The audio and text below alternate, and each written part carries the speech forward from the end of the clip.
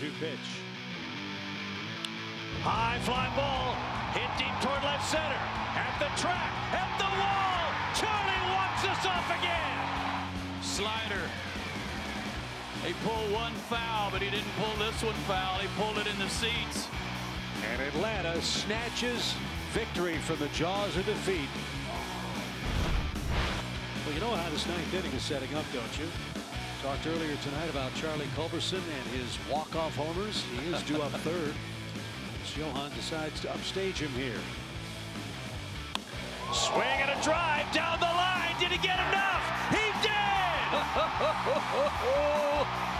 The Braves walk off again on a line drive homer by Johan Camargo.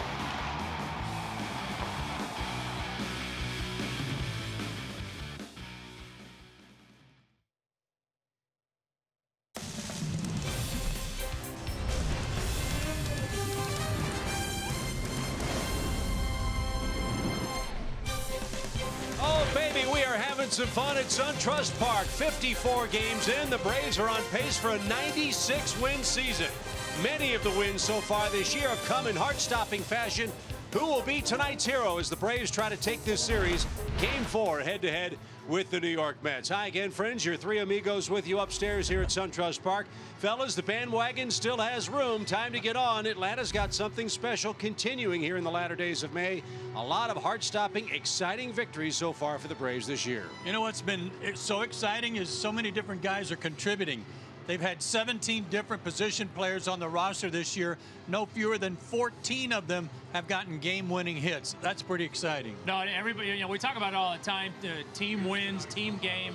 Everybody's contributing, and that stat tells you that everybody truly is contributing. But I think what has made this so much fun is just the late inning dramatics. They're never out of a game. You never feel like a game is over, and they've been so good from the 7th inning on. It's been remarkable. So I think that makes it even more special with so many come from behind wins. It's fun to win in the 9th inning at home, but hey, an 8.5 inning win every now and then here at SunTrust wouldn't be a bad thing, and who better to try to do that than Julio Teheran, who has been dominant so far this year against the Mets. Yeah, he's been fantastic, and he's chomping at the bit to get out there against them again tonight. We'll see what happens. It's the Braves and Mets. Game 4 coming up. Jason Vargas, the pitching opponent for New York. We'll see how Julio and the Bravos do right after the break.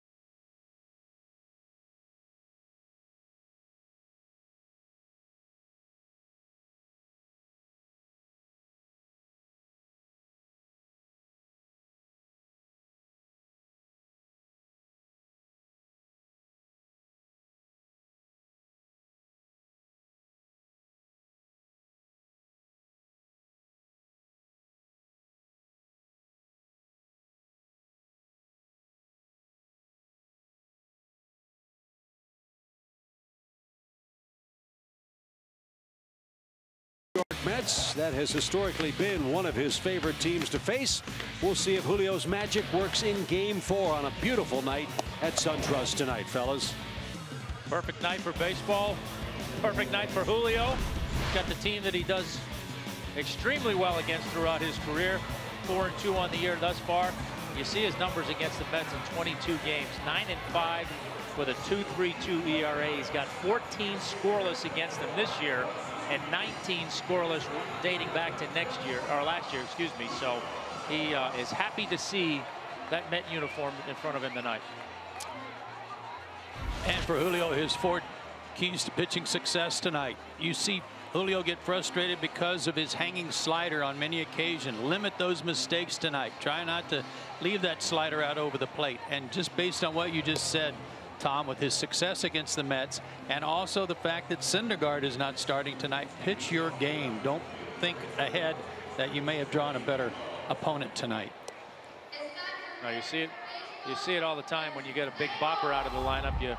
Next thing you know, the guy that comes in there to take his place beats you. So you got to be ready. There's Mickey Callaway, the embattled Mets manager. New York comes in at 26 wins, 26 losses. And if any of you were planning on flying to Las Vegas and couldn't get an upgrade, well, the reason is the New York Mets have brought in a whole bunch of players from Vegas, and they've sent a whole bunch of players out. The New York Mets have added 3 pitchers to their beleaguered and worn out bullpen in time for this game tonight. Jacob Rame and Evans were sent back to AAA. P.J. Conlon was designated for assignment. Juan Lagares went to the 60-day DL. Buddy Bauman, Tim Peterson, and Scott Copeland came from the minor leagues to Atlanta in what's a very important game for the Mets. We're trying to avoid falling below 500 here in Atlanta tonight. So Julio versus Brandon Nimmo to lead off for the Mets. Nimmo reached base 3, make it 4 times last night, scored twice. And Julio's first is taken low, and we are underway. Ben May has the plate. 81 degrees under beautiful blue skies. Boy, is that a sight for sore eyes.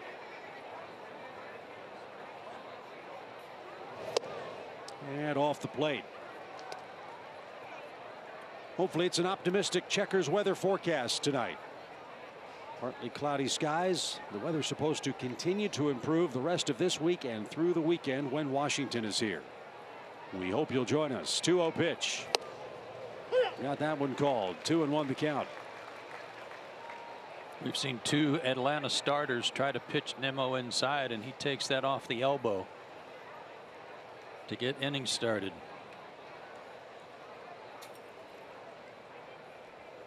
Yeah, a little history here last night with Nimmo and Ender Inciarte, the leadoff men, both hit by pitches in their team's respective first innings. Last time that happened in a big league game since 2010, or 19,092 games ago. In big league action. And that swept low and inside, full count. Nimmo is a very patient hitter. He gets on base, the 5th highest on base percentage in the major leagues at 42%. That's why he's batting first for New York tonight. And the 3-2. He lost him. Ball 4, leadoff walk.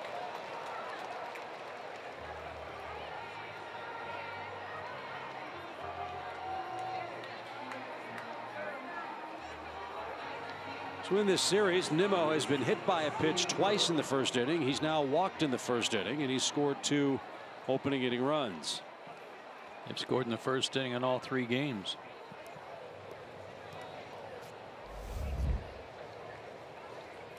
As Drupal Cabrera is the hitter, he had a huge night last night. His 8th career multi-homer game. A solo shot and a 2-run shot. As the Mets built a big lead that they couldn't hold. This one off the end of the bat and hit toward right center. Pretty deep. Ender to the track. Tracks it down. He had a good night last night because Joe made him mad. Yeah. So hopefully that won't happen again tonight. He's a good hitter, though. He is a good hitter. That was a very professional fly out to center.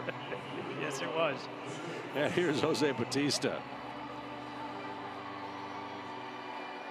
Bautista had an RBI double in the first inning. Batting .400 as a Met with a couple of 2 base hits. His average climbing. It's up to 220. Look, let's face it, the Braves are facing a Mets club that is quite honestly a mess. Syndergaard disabled.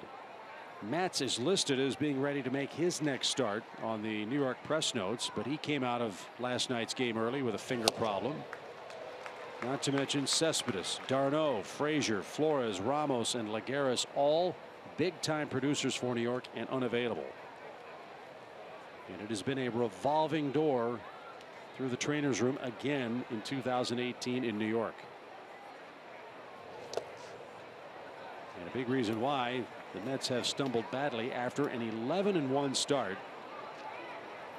They are 15-25 since. Well, in fairness to them, and we talked about it a little bit during the course of their series. I mean, in fairness to them, you take those kind of players off of any team, and you're going to have some struggles. And you know the Mets are no different. You hope their rotation can pick up the slack, but they can't stay healthy.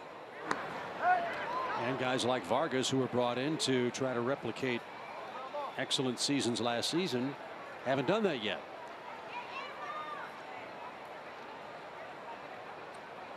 So the Mets are down right now. It would behoove the Braves to take advantage of it. So far they have. They've beaten the Mets 7 out of 9 games. The pitch swept off the plate. 2 balls and a strike.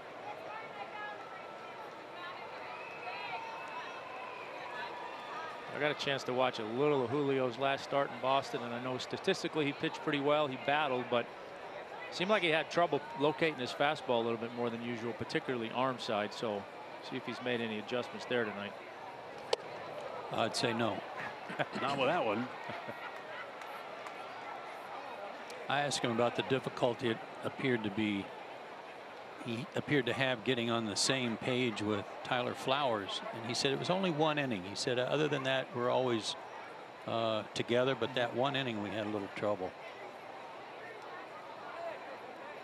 Now it's 3-1 for Bautista instead to first in a close play. Julio, as you know, an excellent pickoff move. Nearly got Nimmo.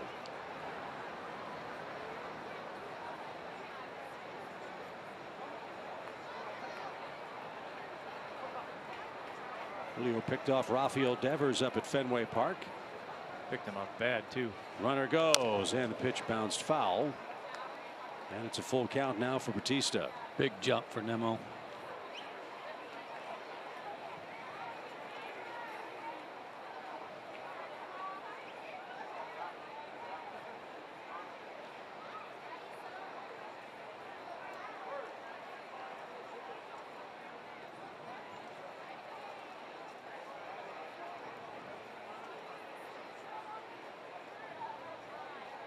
Let's see if he's going again. 3 balls, 2 strikes.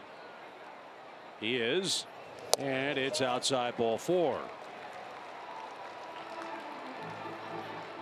Nimmo walks, Bautista walks, Jay Bruce is the batter. Well, he has not given up a run to the Mets in 14 innings this year, as Tom told you, but quick way to end that scheme is to keep walking guys. That's been a problem for him his last 3 starts. Last 3 starts, Julio has pitched 17 innings. He's walked 9 guys. Well, I think a lot of it, like we talk about all the time, gets back to that fastball command. If he's not commanding his fastball, hitter's much less likely to chase that slider and curveball. First pitch wallop towards center off the bat of Jay Bruce, but Ender's going to have room to make the play. There's the catch. Nimmo's going to tag. The throw will come into second base. And Bruce is out number 2. That ball was hit hard. Yeah. Might be a little breeze that held that up some.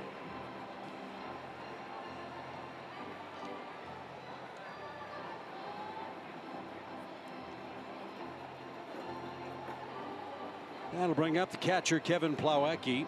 Plawecki had a very successful return from the DL here in game 2 of the doubleheader. He reached 5 times. He had 3 hits, scored twice, and walked once. Both of his hits were infield hits. 1 ball, no strikes.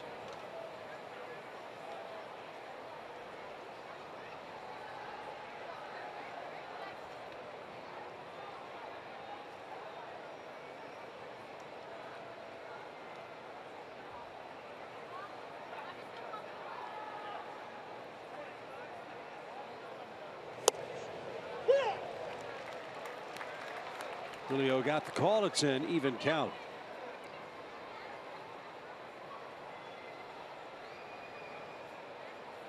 Plawecki, born in Carmel, Indiana, went to Purdue and was a finalist for the Johnny Bench Award. He's a Boilermaker. That taken high. 2 balls and a strike.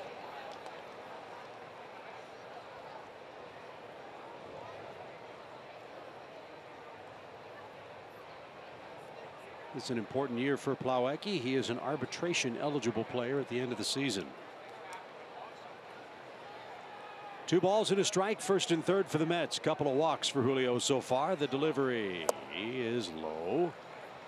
3-1.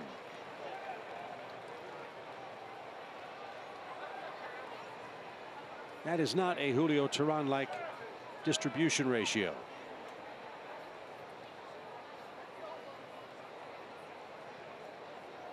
Those misses I don't mind though. Down, the ones that where he's missing way outside, arm side. Those are the ones you don't want to see. Well, he's battled back to 3-2. Now Bautista will get a lead and take off with the pitch.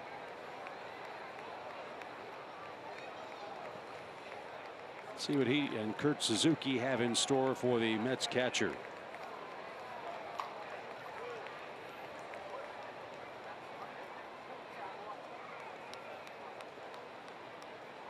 Nimmo at 3rd. Bautista takes off from 1st, and it's fought off.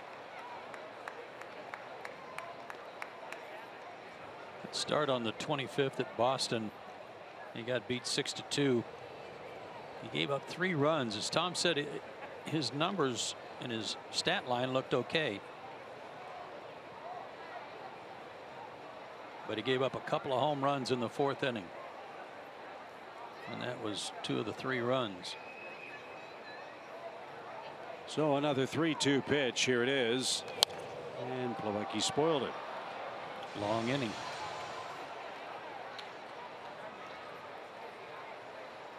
There's that line. 109 pitches. Braves have had 5 starters go 7 innings this year. 4 of those outings have come against the Mets. Julio's done it twice.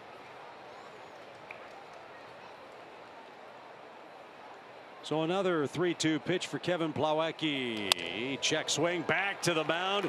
He taps out on what would have been ball 4, and that's a big break.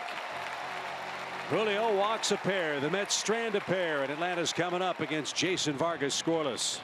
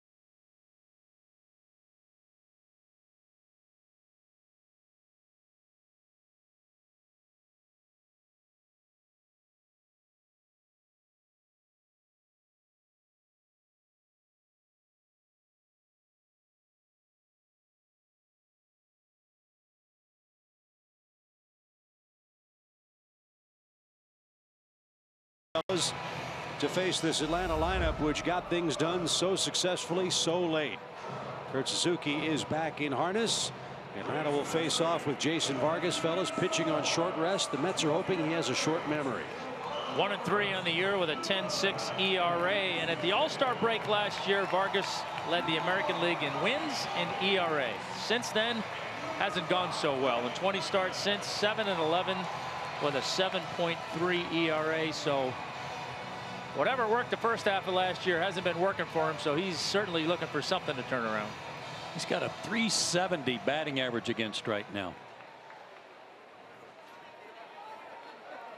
24 earned runs in 20 1/3 innings. And that covered 5 starts. For a man they signed to a 2-year contract this offseason. The Braves have touched him for 7 earned runs in 7 2/3 this year. And the first one popped out of play by Ender. It's strike 1. His fastball tops out at about 88, which he just threw to Ender. He's got a changeup and a split.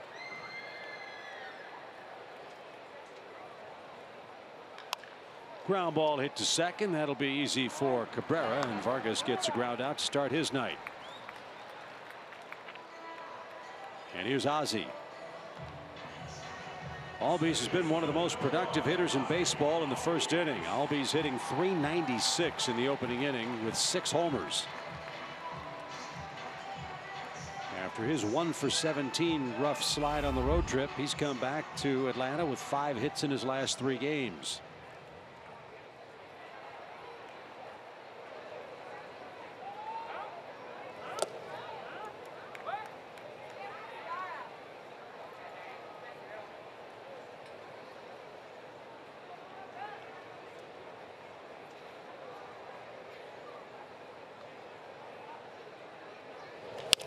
Bouncing ball to third. Yorme makes a nice pick, and the toss across in time. 2 groundouts for Atlanta to start the night. That brings up Freddie Freeman. That's certainly what Vargas and the Mets want to see. Soft contact ground balls. And 2 outs on 4 pitches.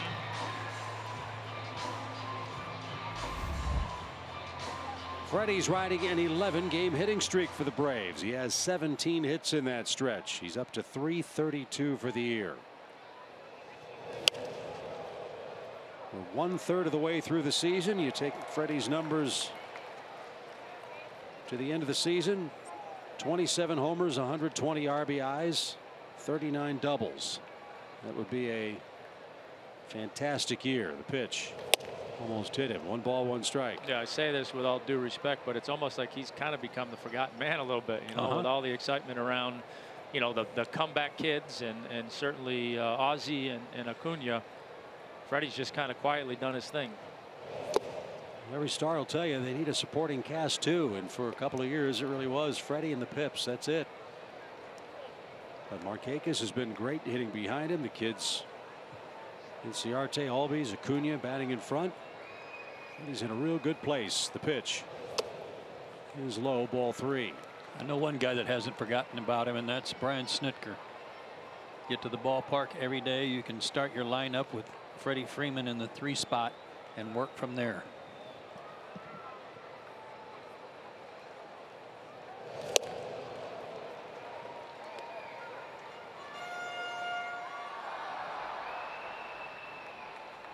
Freddie Freeman has the highest batting average against left-handed pitchers as a left-handed hitter this year, .380.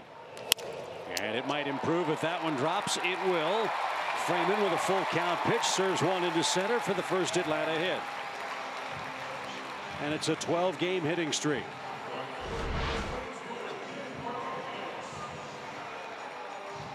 Fastball. Got in on him just a little bit. Vargas has given up runs in the first inning in every start but 1. That was against Miami. So again, this 1-2 punch of Freeman and Markakis goes to work. Markakis .364 against lefties. That's the 2nd highest average by left-handed batters against southpaw pitchers. And he takes inside, ball 1. Nick with 73 hits on the year, 3rd in the league in hitting at .338. And he's knocked in 10 of his 38 runs against Mets pitching. Slow curve, and it caught a corner. 1-1 the count.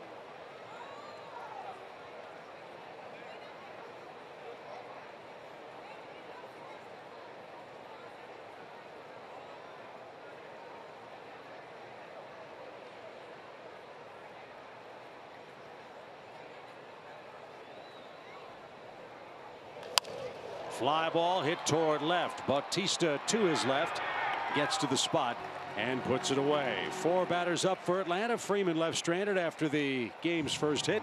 We go to the second, no score.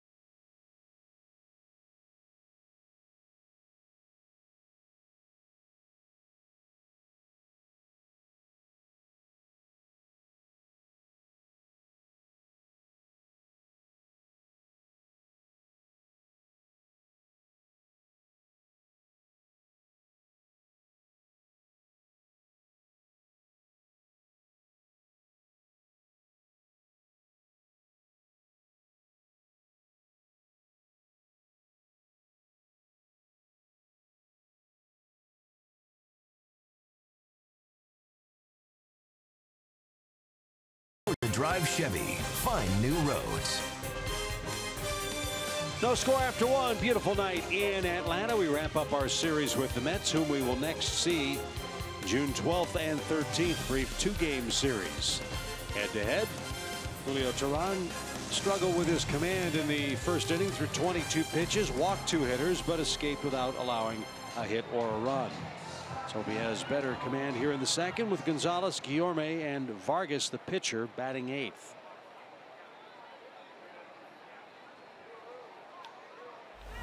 Adrian Gonzalez hit one of the Mets' 3 homers last night. It came in the 4th inning off Anibal Sanchez.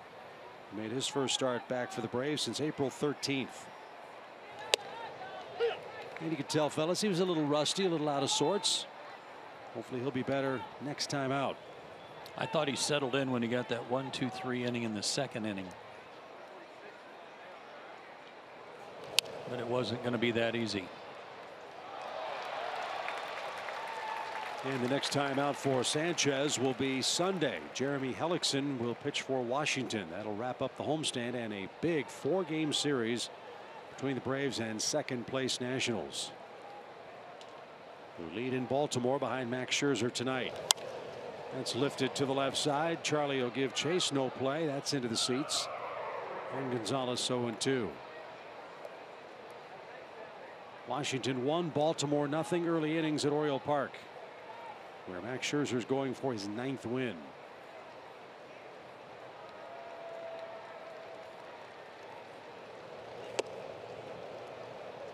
There's that glove side miss. 1 ball, 2 strikes. Excuse me, arm side miss for Julio. Beg your pardon. To Adrian Gonzalez, leading off the second inning. And he pulls that one to second. Ozzy's got it from the cut of the grass. And out number 1. First ground out for, second ground out for Teheran. First of the second inning. And here's Guillorme. This guy's had an impressive series. 3 hits, 3 RBIs, a couple of multi-hit games.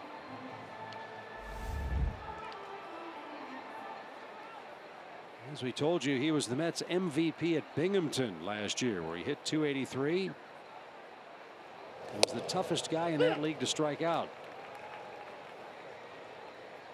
He's put together some good at-bats this series. Certainly showed well for himself, getting an opportunity with all the injuries. And he has not struck out in Atlanta in 10 tries at the plate. Contact will always get your manager's attention, being able to put the ball in play.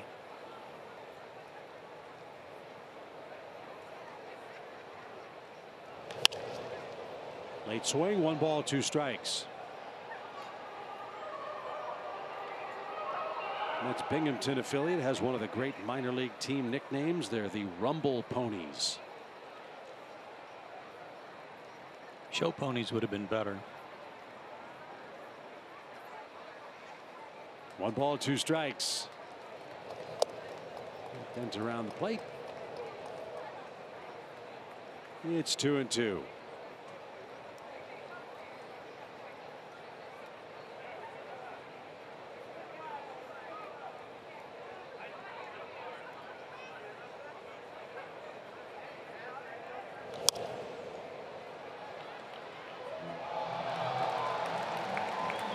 Nice catch. Good fielding crowd tonight. That's the second one of those in 2 innings. Looks like he made 2 good catches. 2 balls, 2 strikes. Sharply hit, but Ozzy's right there. And 2 are out.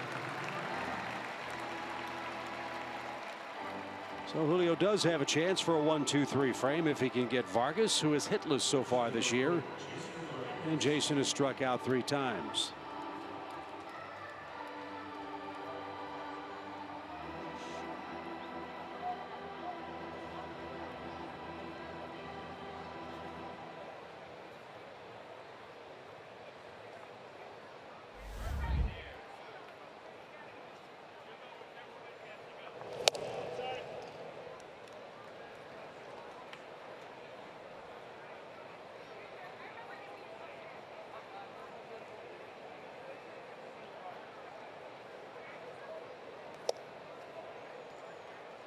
Fellas, what are you seeing that's leading to this arm side issue that has plagued Julio the last really 3 starts plus 2 innings tonight? I mean, for me, it just looks like he's a little late getting the ball out of his glove and getting his arm going. Front side's a little out in front.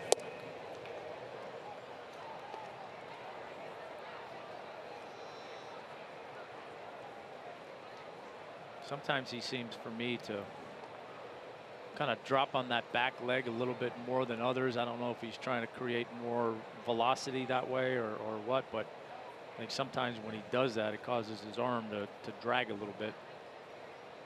And the timing's off just a touch.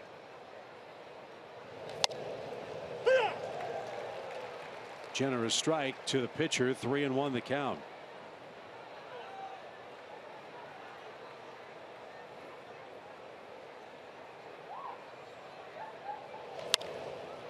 Lifted left side, Culberson long run, can't get there.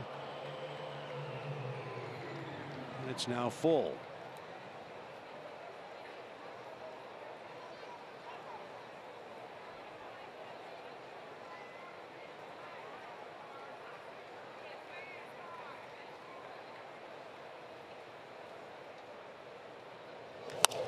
Right back up the middle and a base hit for Vargas. The Mets pitcher has their first hit of the night. And his first hit of the season. But the way things have been going, he's only been getting a 1 at bat per start.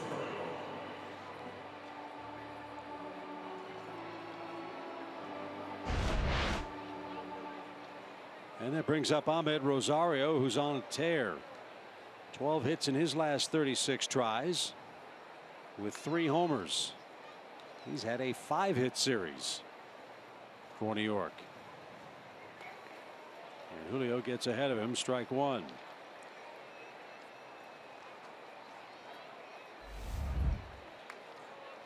All 5 of Rosario's hits have been singles.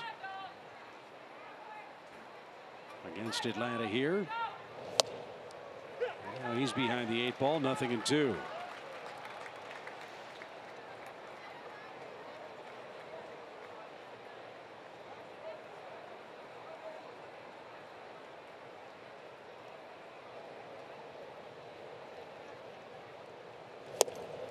Strike 3 at the knees. The 3 best pitches he's thrown all night. Where's that been? No score as we head to the home second. Tehran, his first strikeout is Ahmed Rosario.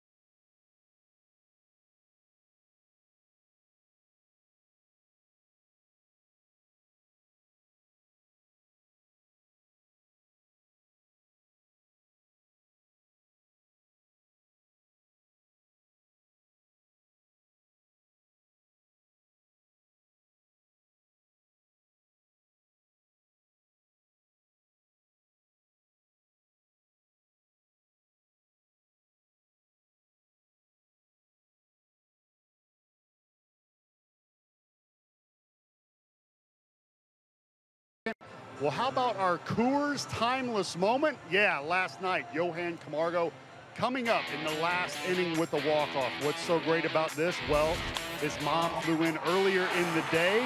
It was her birthday, and that was his gift to her. Pretty good present right there, guys. 14 out of 17 Braves have taken turns being the hero, changing the game with a walk-off or a game-winning RBI.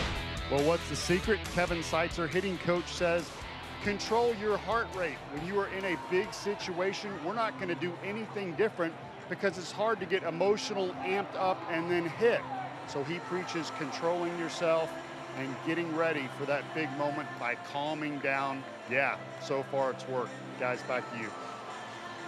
Also, Paul, I think the fact that we saw Eric Young go 8 over there, jumping up and down, it was like he doesn't have to hit, so he doesn't have to slow his heart rate down. If we can replay that and watch Johan go around first base, he was going crazy. Yeah, our great Fox Sports camera folks here have caught some great reactions the last 2 days with the dramatic walk-off hits, one by Culberson, one by Camargo. In fact, for the Braves, it's the first time they've had back-to-back walk-offs on consecutive days since 1971. When Darrell Evans and Henry Aaron turned the trick for the Braves. Wow, that's good twosome. So Kurt Suzuki leads off the second inning for Atlanta. And it's Camargo and Culberson. Dansby Swanson lurking as well against Vargas, who gave up a hit to Freeman, nothing else in his first inning of work tonight.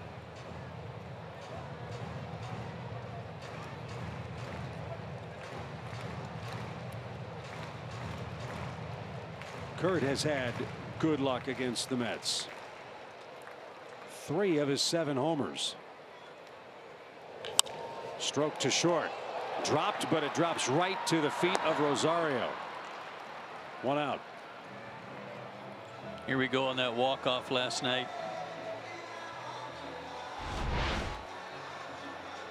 Watch Eric Young. Pretty good vertical still, I'll say.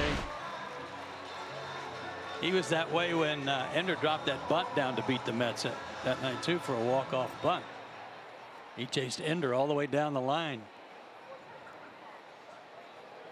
So Camargo with a 3-game hitting streak is in with 1 out. Braves have 13 wins here at SunTrust Park. 5 of their 13 victories have been walk-off victories. That's pretty good. So if you turn the game off before the final out, you are missing a lot of fun here in 2018 in Atlanta. That is a lot of fun, but like you said, I guarantee there's a bunch of guys in that dugout that are saying the same thing you said earlier. Let's start winning a few in 8.5. Make it a little bit less stressful.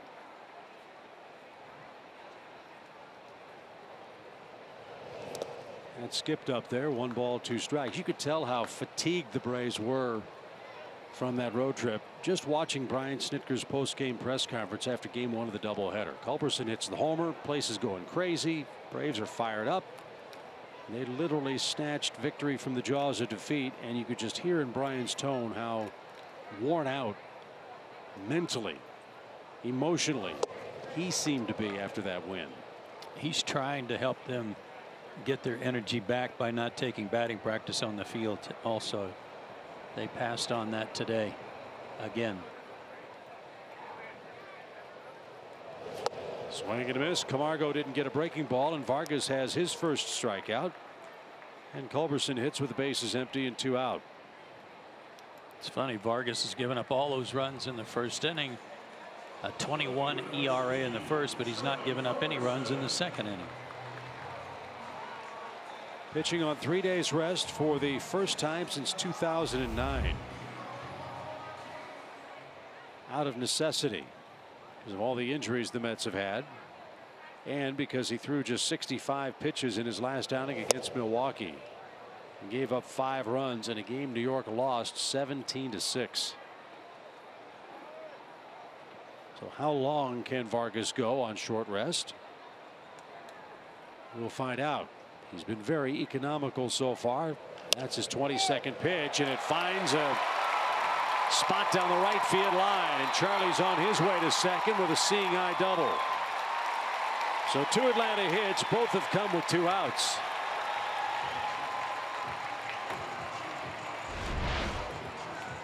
Thing of beauty right off the end of the bat. Turned that over a little bit. Yeah, left it up a little bit, which allowed Charlie to go out and get it. Get it right down the line inside the bag for a double.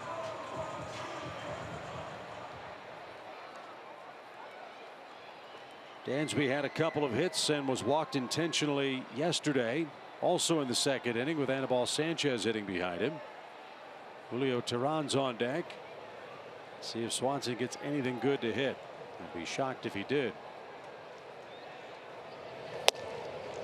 He did. I'm shocked. Strike 1.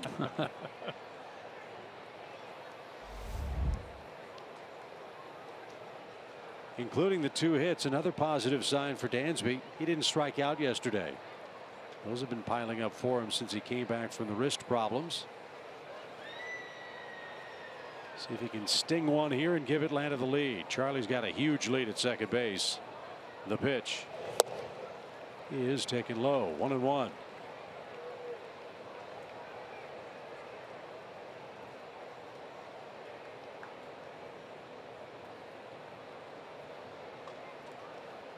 Dansby still using the axe-handled bat?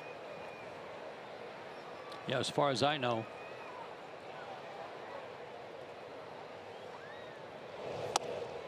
Let's take a peek and see. No. Gone back to his usual bat, and they're going to put him on. See, I did it again. Did you? Oh, it's ball 2, and I'm sitting there. I'm like, what happened? Oh, did I miss 2 pitches?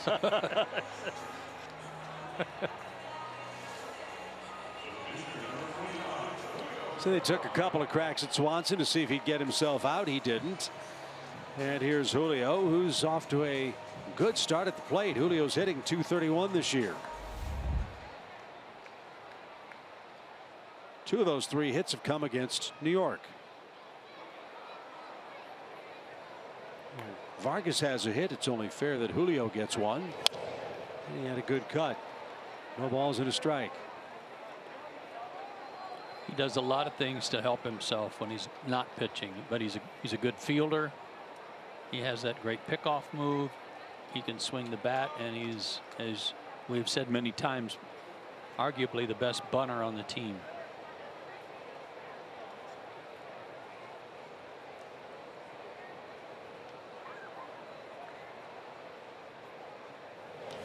Fly ball center, but right at Nimmo. And Brandon is under and puts that away. No runs, a hit, 2 left. The Braves have stranded 3. The Mets have stranded 3. We go to inning number 3.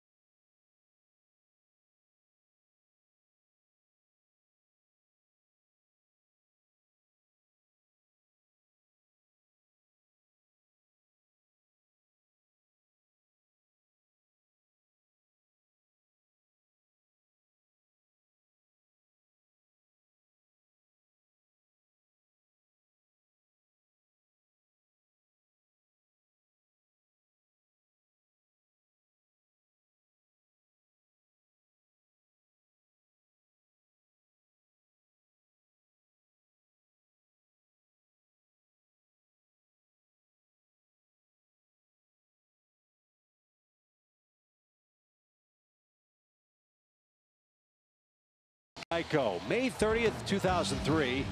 The Braves hit 4 homers against the Mets. to tie a National League record by hitting 55 homers in a month. The Braves would finish the season with 235 homers, good for most in the National League. How many did I give up that day? We're going to stop the reel right there so that you don't get depressed. Yeah. That was the one that Chipper got off me, I think. Do you want to know the number of homers or the distance? Doesn't matter. I mean, once they're over the fence, who cares how far they go? Okay. Was it tough facing the Braves in your early days as a Met? Oh, God, yeah. Yeah. I just felt like it was, I might as well have stood on the mound and told them what I was throwing because I thought they knew anyway. You know, I mean, you have that feeling. So it took a little while. I wasn't too good against them my first year, but it got a little bit better. So congratulations. Happy anniversary. Thank you. May 30th, 2003. That was compliments of our great producer, Gretchen Caney. Thanks, tonight. Gretchen. Glad I contributed to something. Top of the order in the top of the third. It's Nimmo, Cabrera, and Bautista. Julio's given up a couple of walks and a Vargas single. That's it. And missed the corner. 1 ball, no strikes.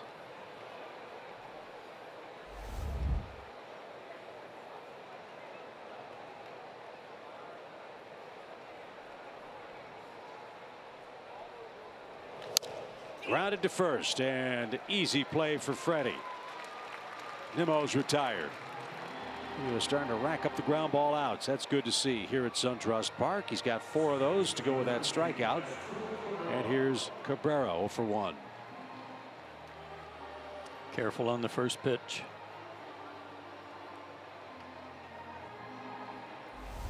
That first home run he hit last night was hit a long way. There next to the chop house. There's a good pitch over the inside corner. Strike 1.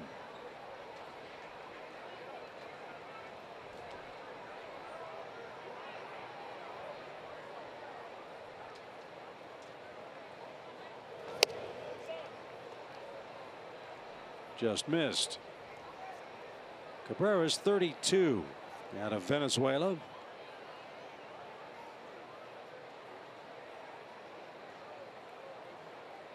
He was originally a Seattle Mariner. And then Seattle traded him to Cleveland in 2006 for Eduardo Perez.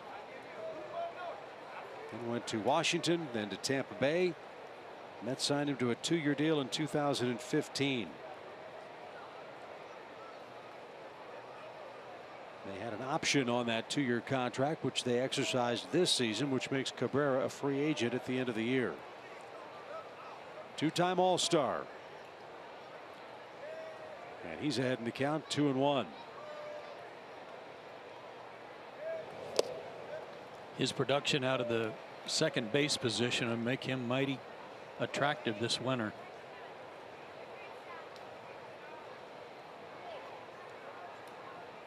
He can switch hit. And he wears out left-handed pitching too. Fly ball center, long run, ender to the track, roundabout route, and he got there. Cabrera's hit it to the deepest part of the park twice and has nothing to show for it. 2 outs.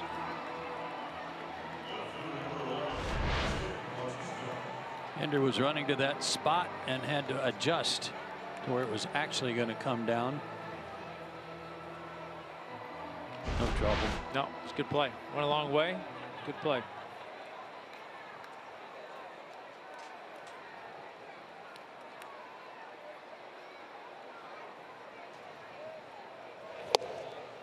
And a strike to Bautista.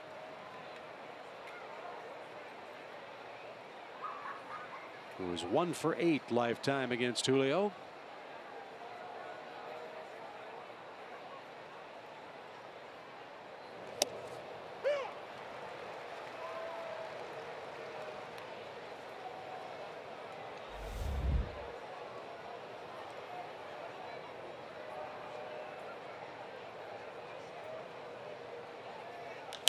Lifted toward right field. Pretty well hit, but not well enough. Nick is there, a step onto the track. 3 up, 3 down for Julio. He needed that. Top of the Atlanta orders coming up against Vargas. Still scoreless in Game 4 with the Mets.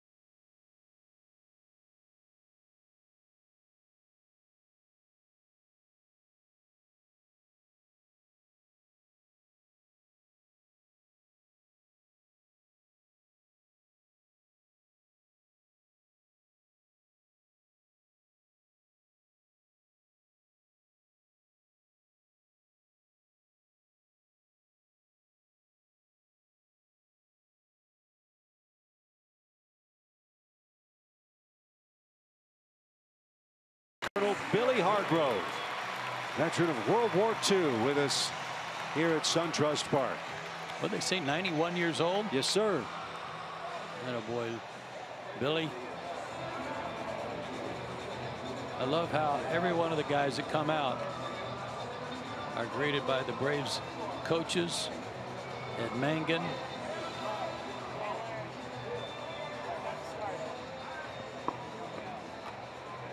Appreciating their service. That's wonderful.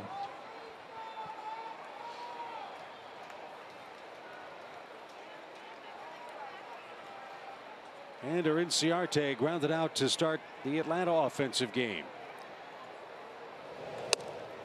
And a strike. One thing we've noticed in this series, the Mets have not thrown many fastballs to the Braves offense in the first 4 games. See if Atlanta makes an adjustment and goes hunting for something else. There's a heater at 87, and it tied him up 0-2.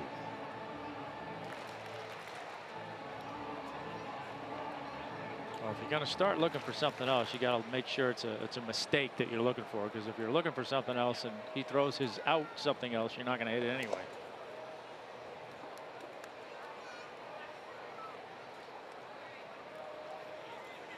I think you'd be better off looking for location, something, just wait on something either middle in or middle away, depending on what you want to do. Didn't mean to. And fouled straight back. A ball and 2 strikes. If you're looking for that area middle in, he doesn't throw hard enough to really beat you if that's where you're looking and the pitch is made there. Yeah, he's going to beat you in if you're looking away or looking something soft.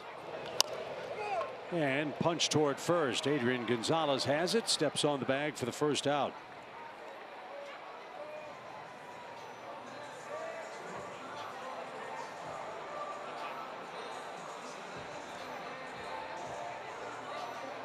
Surrender's struggles against lefties continue tonight. He's 0 for 2. Here's Albies as he bounced out to third in his first time up. Albies still leads the National League in extra base hits, runs, and total bases. And is 5 for his last 15 after that 1 for 17 slide on the road trip.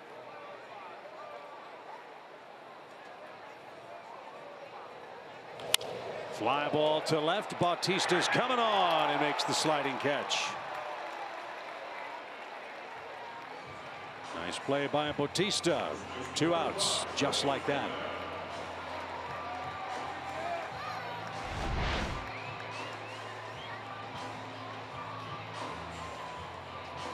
Nice play by the veteran. maybe this will be the secret for Vargas. Pitch him on 3 days rest. He's a different guy. It's his third career start in such situations. Believe it or not, he has a career .270 ERA.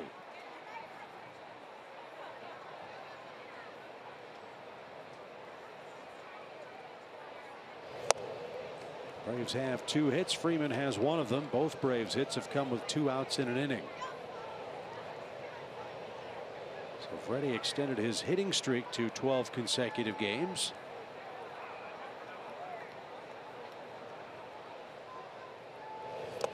And he has another impressive streak, which we'll show you on our Yellowwood Bringing the Lumber feature. He's reached base in 20 straight games, either by hit or by walk. 4 and 14 on that stretch. Vargas was born in Apple Valley, California, went to Long Beach State, and he was teammates there with Jared Weaver. That would be a pretty good 1-2 punch for college staff.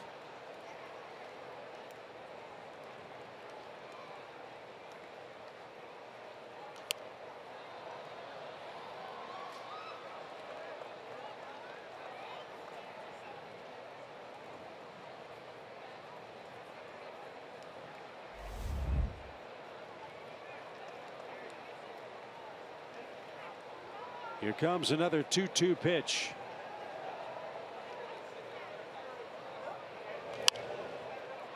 And Freddie will see another one. Phillies will be in LA tonight. Phillies, the 3rd place team in the league. They did get some bad news. Rhys Hoskins apparently did not escape unscathed in LA the other night. After a CT scan was taken, he's got a fractured jaw. He's probably going to the DL. Phillies also lost Pedro Florimon, who fouled a ball off his foot last night and broke his foot.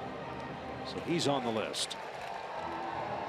Phillies, who had first place to themselves for 1 day, now lost 2 key players. The pitch. Freddie serves it to left. Bautista got a good read, and he's there to retire the side. 3 up, 3 down in the Atlanta 3rd. Teheran and Vargas, no score. Jay Bruce coming up.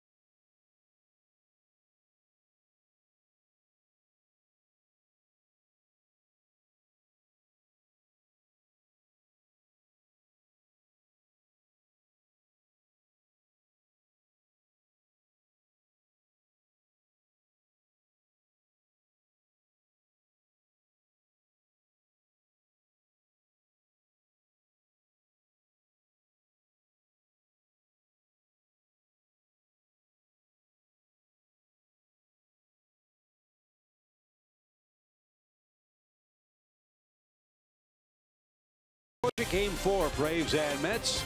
A couple of terrific first basemen squaring off in this series. Braves have had a couple of dramatic walk-off wins in the first 3 games. Hopefully young Greer will see an exciting finish in Game 4 tonight. That's cute, isn't it? Braves are 7-2 against the Mets as we take a closer look at our SunTrust Confidence Starts Here feature. Atlanta's really had their way offensively with New York. They haven't tonight yet. Vargas has pitched 3 scoreless innings.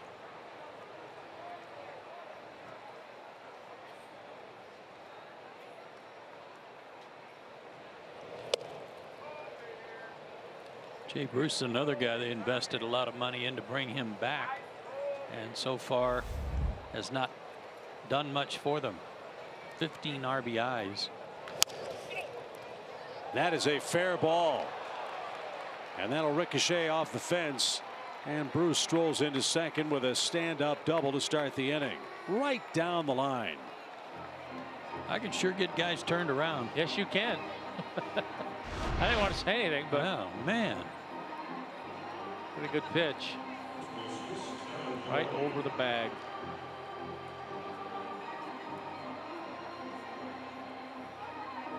Nothing Freddie could do about that.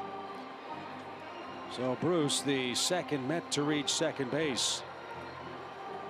This time leading off the inning. Now Plawecki, the batter, he tapped back to the mound on what would have been ball 4 in the first inning. So the hits are even, 2 apiece. Both Braves and Mets have left 3 on.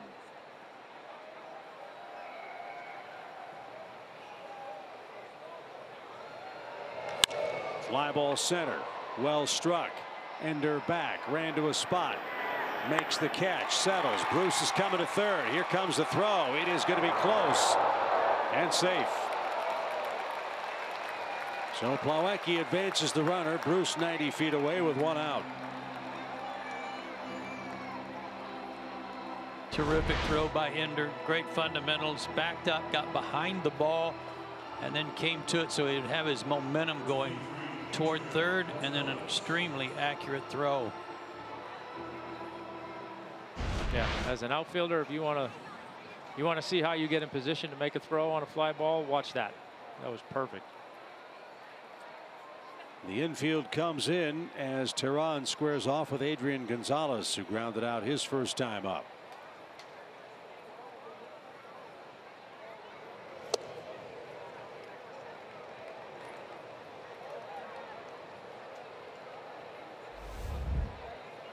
Gonzalez 1,198 career RBIs.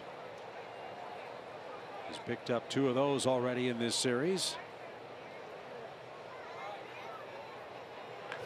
And he's going to pick up another one here if it's fair. It is. That kissed the chalk. And that'll bounce into the stands for a ground rule double. So a pair of doubles for the Mets plates the game's first run. Gonzalez with his 4th 2-bag hit. And Bruce scores to make it 1-0 New York.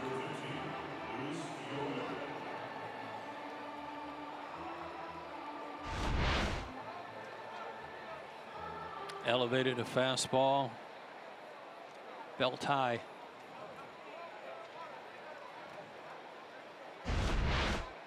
So one of your keys, limit mistakes. That one in the happy zone for Gonzalez. And now Luis Guillorme, the batter, he bounced out as well.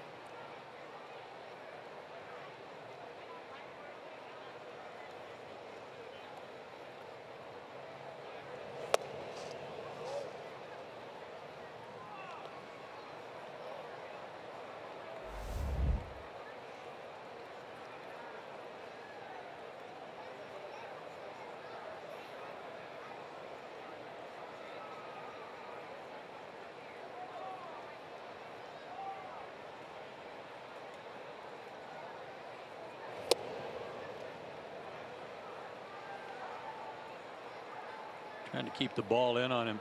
When he had those multi-hit games in both ends of the doubleheader on Monday, he was doing a good job of serving the ball to left field on anything away from him.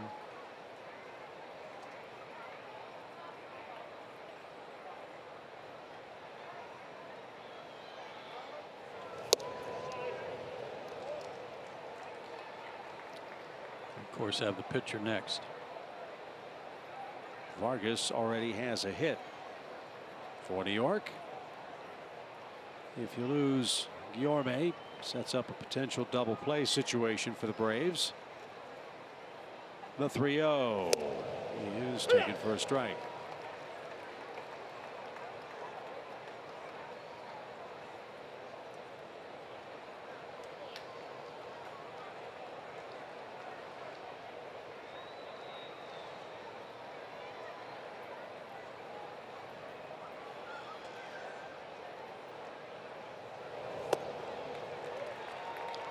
Ball 4. That's the 3rd walk for Julio.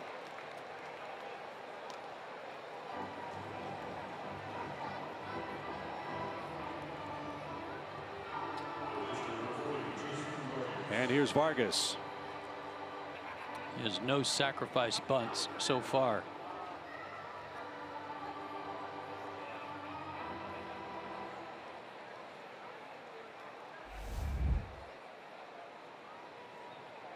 Oh, he's going to get a chance for one here, I would imagine.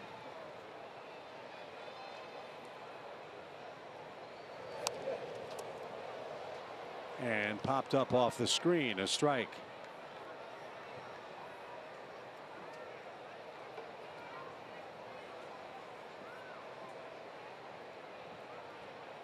Walt Weiss sending in the defensive signals to Johan Camargo, who relays them to Dansby Swanson.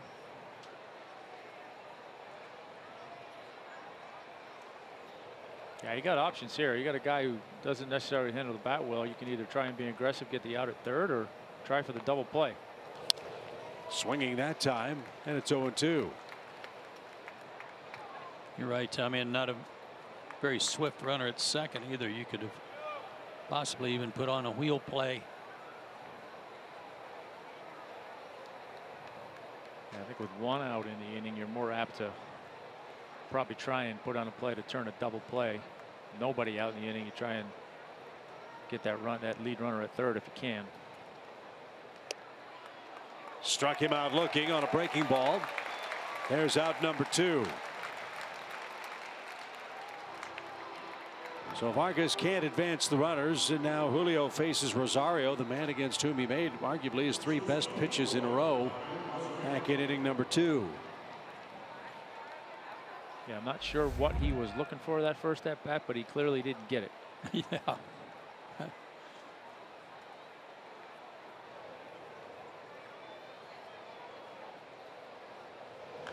Ground ball hit towards short. Dansby with a backhand. Fires, close play at second, but they got Guillorme. And Julio pitches out of the 4th inning. Bruce doubles to lead off the frame. Gonzalez brought him home. The Mets might take a look at this bang-bang play after the double clutch by Swanson. Was Guillorme beaten by this throw? Yep, he was. So no challenge by New York. 1-0, Mets take the lead. Coming up for Atlanta, Markakis, Suzuki, and Johan Camargo against Jason Vargas.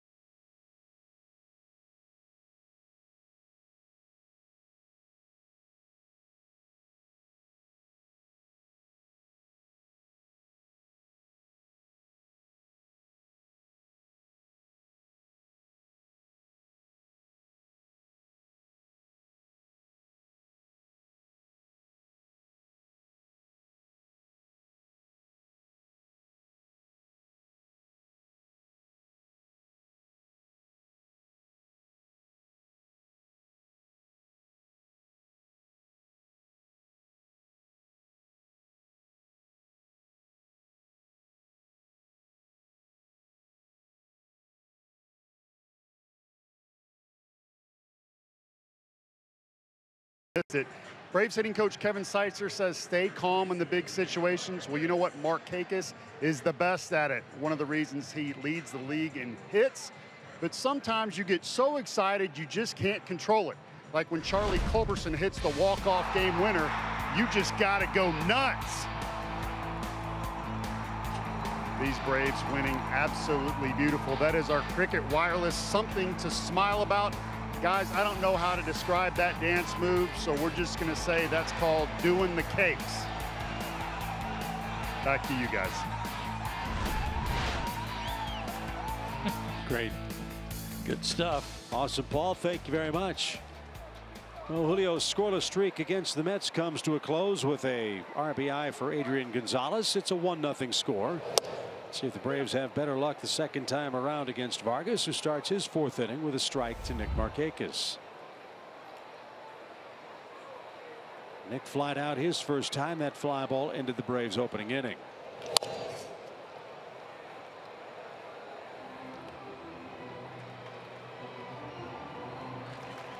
So far, so very good for Vargas.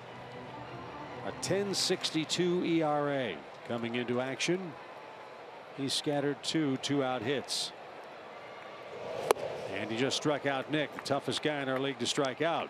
Good pitch. Change up in. Really good pitch.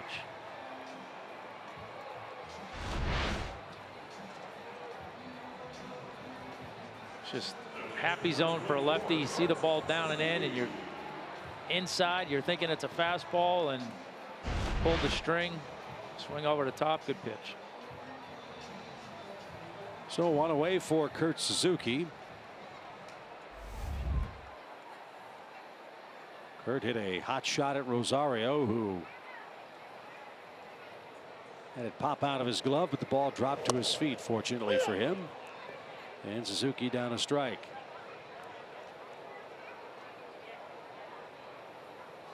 One nothing New York. Thanks to a couple of doubles in the top of the inning.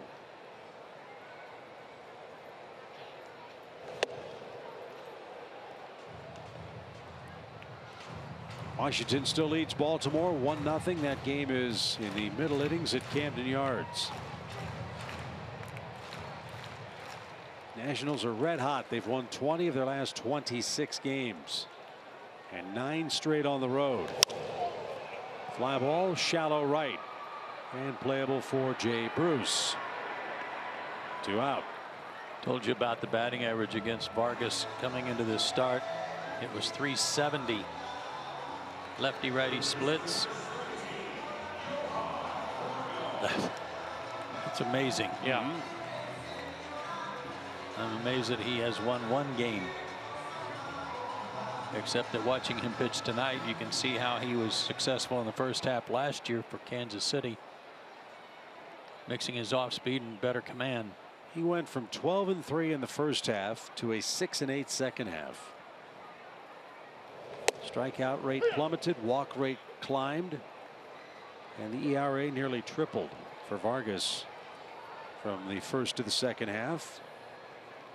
Well, with his style of pitching, assuming there was nothing wrong physically, that's location.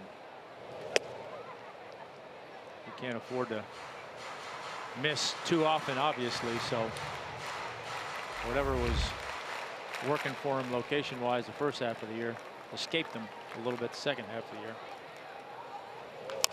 Slowly hit towards short. Rosario's got it, bobbled, made a nice recovery, and it's 3 up 3 down again for Vargas. He has set down 7 straight, and he protects a 1-0 lead.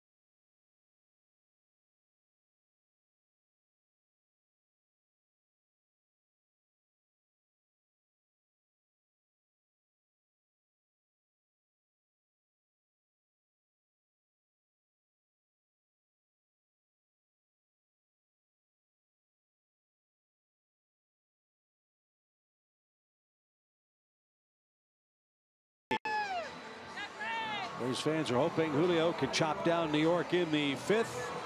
Top of the order greets him again. Nimmo, Cabrera, and Bautista. That trio's 0 for 4, but has reached base thanks to 2 of Julio's 3 walks.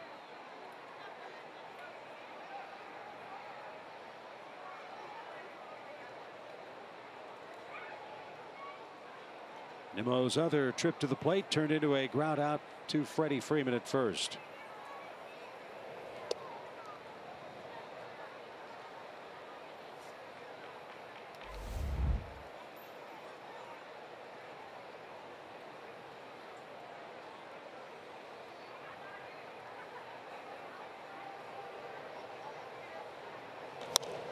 Popped up. Camargo and Dansby. It'll drift out to Johan at third base. He'll make the shoulder high catch, 1 out.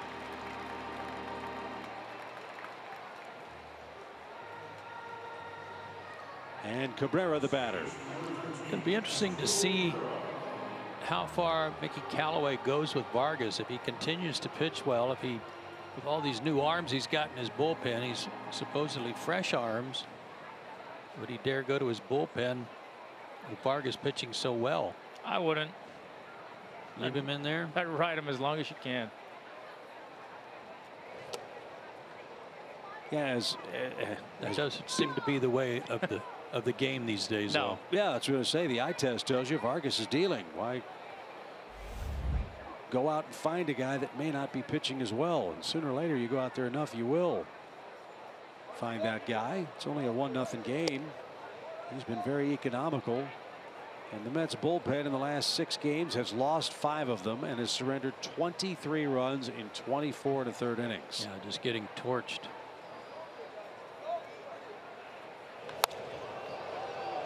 I mean, the flammability factor for the Mets has gotten to such epic proportions. They even had a fire today at Citi Field. Look how far inside this pitch is, and he turned on it. Pulled it foul. They're trying to go in there.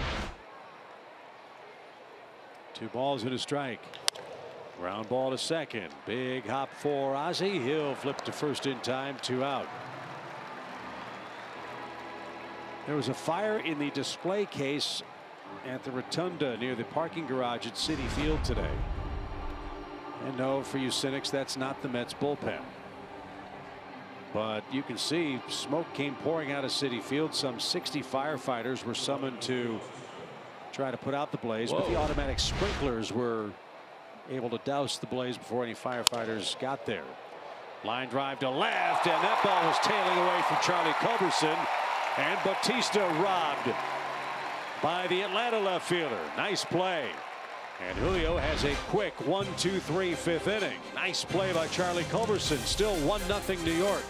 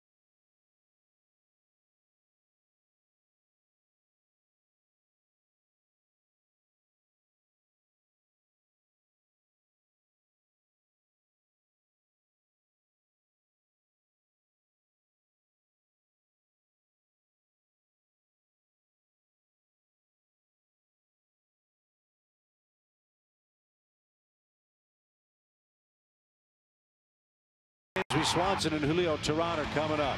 Charlie's been terrific. More consistent at bats, more consistent outcomes for Atlanta's utility man. In fact, fellas, the Braves are 9-2 when Charlie Culberson starts a game. Hope that trend continues tonight. He's our Georgia Lottery feature. He just made a nice adjustment on a ball that was slicing away from him, and he slipped actually a little bit as he was trying to change directions to go make the catch, and stayed with it. Good job. Charlie has a 2-out double tonight.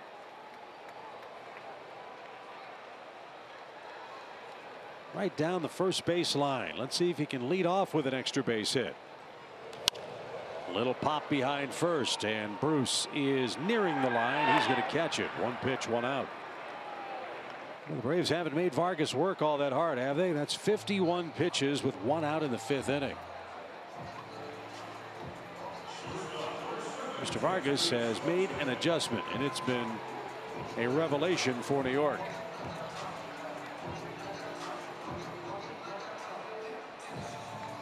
It's like Brian Jordan said on Braves Live.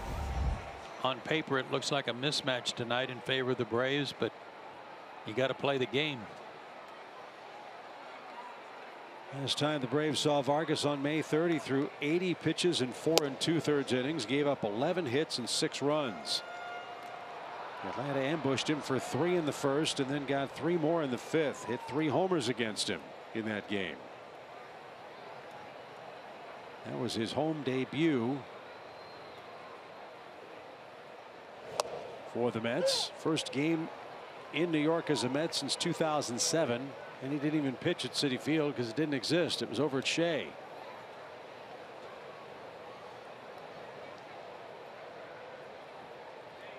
One ball, 1 strike for Dansby, who was intentionally walked back in the 2nd inning. And fouled back. 1-2.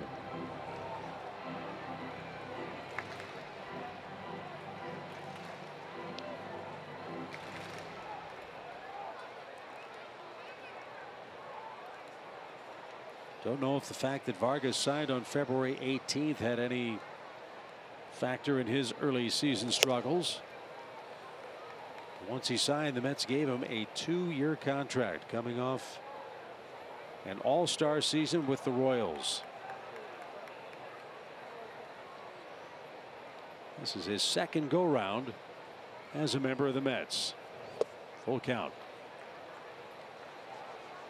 A lot of discussion around baseball about those guys that signed late, brought into spring training late, and the struggles most of them are having.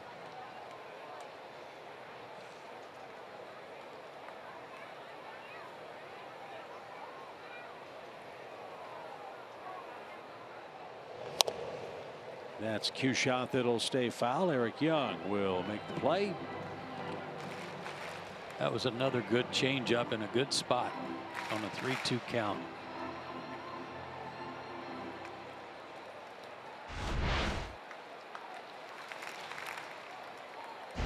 Well disguised.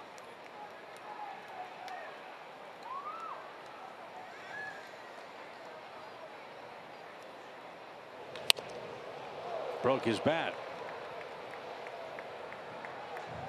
Another good changeup. Yep.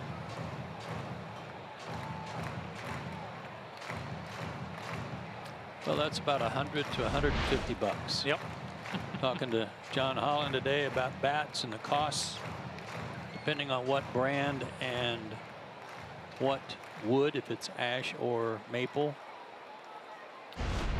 Price varies from 100 to about 150 bucks. Wow. Yeah, per bat.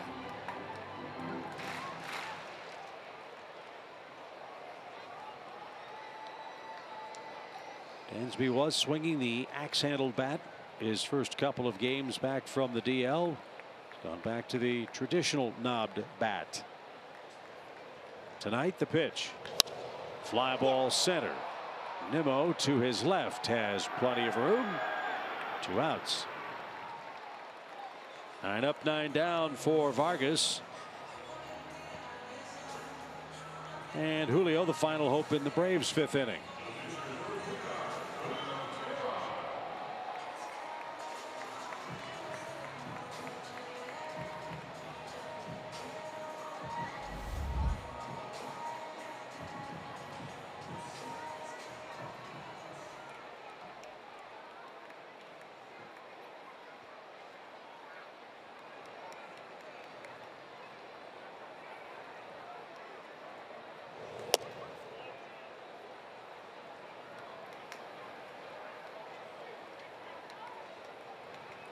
Washington has added to their lead in Baltimore. It's now 2-0 in the 7th.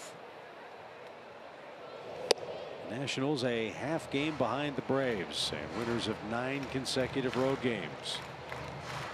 Newcomb and Roark will get the series underway tomorrow night.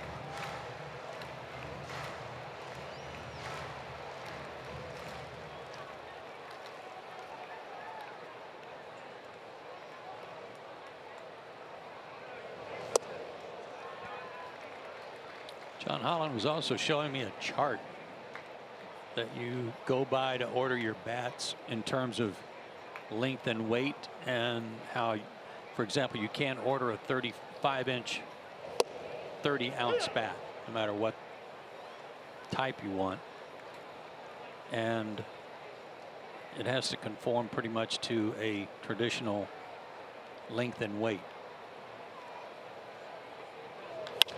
Sharply hit to the shortstop. Rosario has had some adventures at shortstop tonight. That was a routine ground ball. He's had one hit out of his glove. He had one pop up and bounce right into his throwing hand in midair. And that could be a very costly error for the Braves to have the tying run on and the top of the order coming up. His 5th error.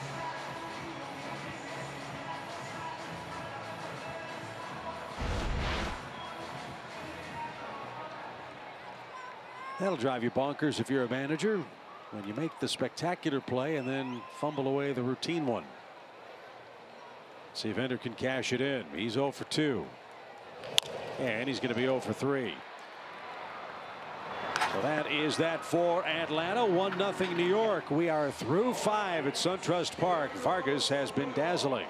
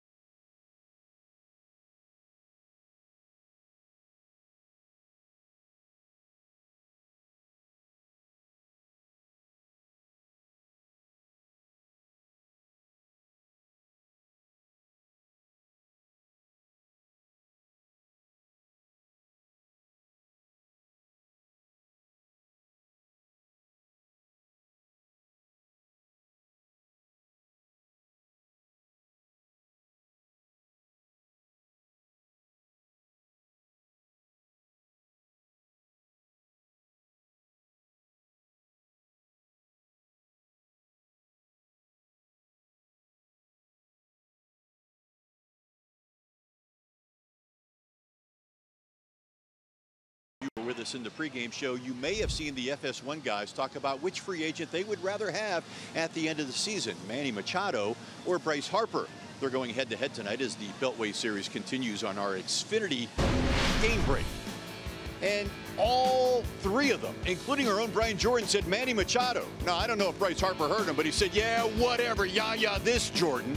And then Max Scherzer said thanks for the lead as he has proceeded to just set him down 1-2. Hey, he's got 9 strikeouts over 6. It is now 2-0. Nationals are on top. They are in the 7th, fellas, and Scherzer just keeps right on rolling. Yeah, Jerome, you give Scherzer 2 runs, that might as well be 20 the way he's going. And the Nationals trying to win their 10th straight game on the road come to town here tomorrow night. At the moment, a half game separates the Braves and Washington in the East.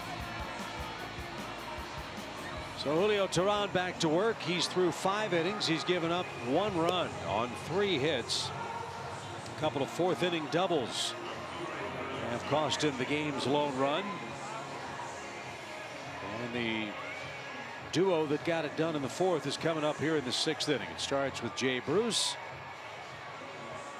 Plawecki, the catcher in between Bruce and Adrian Gonzalez, will be the third hitter.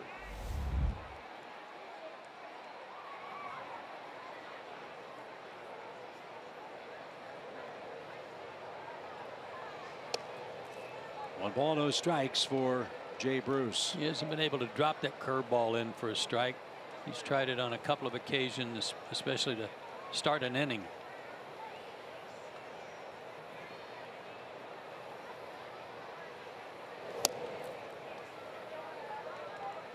I recall the Reds traded Jay Bruce to the Mets in 2016. Bruce played 50 games with the New York Mets and hit .219 with 8 homers and 19 knocked in. There's some who thought, well, the New York scene affected him coming from Cincinnati. Tom, you went through that to a certain degree. What's the biggest difference playing anywhere but New York? It's just the volume of attention on everything you do every day. Line to first. Freeman right there, 1 out. Especially when you're coming from a small market. And you're probably being covered by one newspaper and one sports talk radio, and all of a sudden you've got about 30 newspaper guys in the clubhouse and all kinds of sports talk radio. It's just everything is magnified there. So when it's going bad, there's nowhere to hide. Especially in a pennant race, if you're brought over to try to help a team get to the postseason.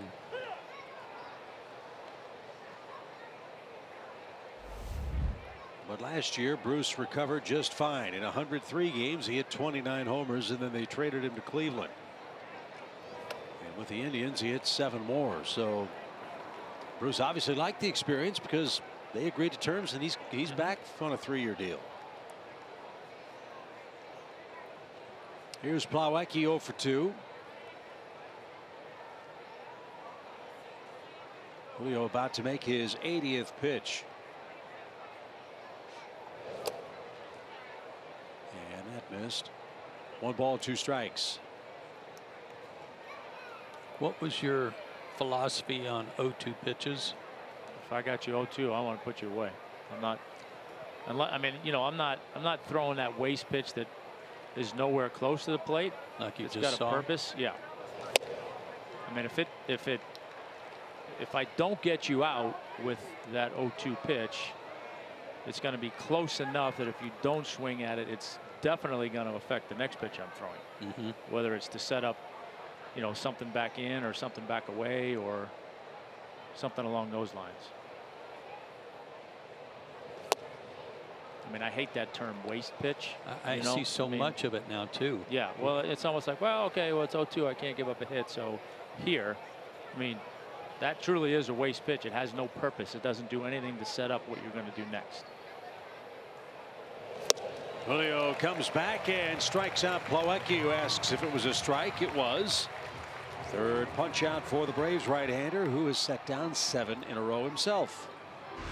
Sometimes the waste pitch is so bad that I see on 0-2 counts that you might as well just tell the umpire, let's make it 1 and 2 and we'll just keep going. No, absolutely. Yeah, it's almost like the purpose of the pitch is to make sure you don't give up an 0-2 hit. Yeah. Right? Okay, well, that doesn't accomplish anything. Nope. And then all that does is put more pressure on your 1-2 pitch because you haven't done anything to set that up. Adrian Gonzalez, the only man with an RBI tonight, a double in the 4th inning. Look how far he stands off the plate, inviting you to pitch him away.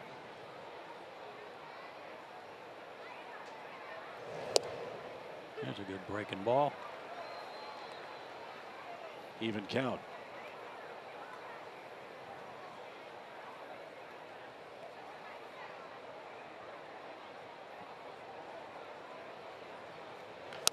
And he rolled over the next one. Freeman will flip to Julio, who has set down 8 straight Mets. 6th inning. Albies, Freeman, and Markakis are coming up. Will Vargas continue? We will find out in a moment.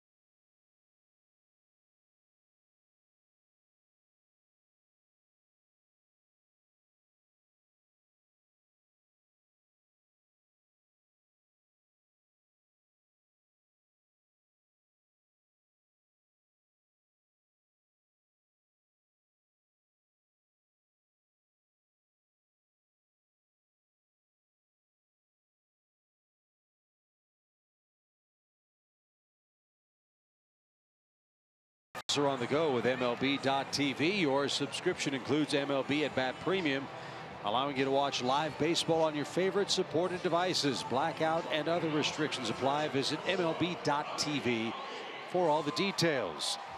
So the question was, how long would Jason Vargas pitch? The answer tonight, 5 innings of 2-hit shutout baseball. And as we told you, the Mets made a whole bevy of pitching roster moves. One of them, Tim Peterson, who was brought up from Las Vegas today. 40 strikeouts you see there in 28 2/3 innings. 88 to 90 fastball, changeup and slider. And Ozzie fouls the first one back, strike one. It's his major league debut. 20th round pick in the 2012 draft for New York.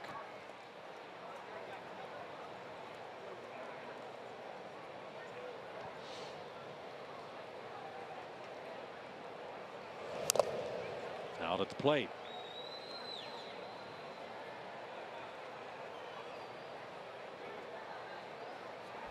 No problem. Major league debut. Following a guy who's thrown a 2-hit shutout and had only thrown 65 pitches. Yeah. Fewest number of pitches he'd thrown in any start this year. And you got Albies, Freeman, Markakis. Go get him. Fly ball to left. And he gets his first big league hitter. Peterson out of the University of Kentucky. And Puyallup, Washington, gets Albies to fly out to left.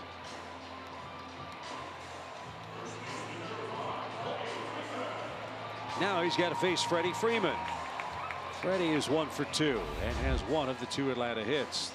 Both Braves hits have come with 2 outs.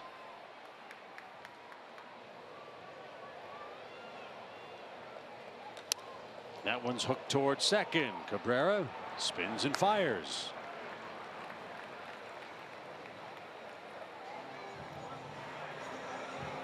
So Mr. Peterson's thrown 4 pitches. He's gotten 2 outs. And Nick Markakis is coming up. Nick's 0 for 2. And an advantage for Peterson. Braves have never seen him except on video.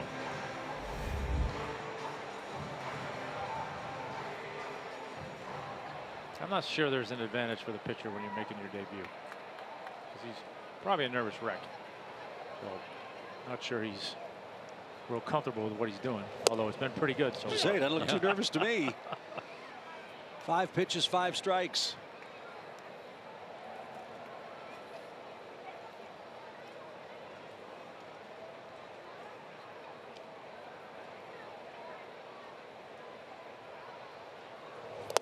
There's his first misfire. And 92 also, that's a little better fastball than was on his report.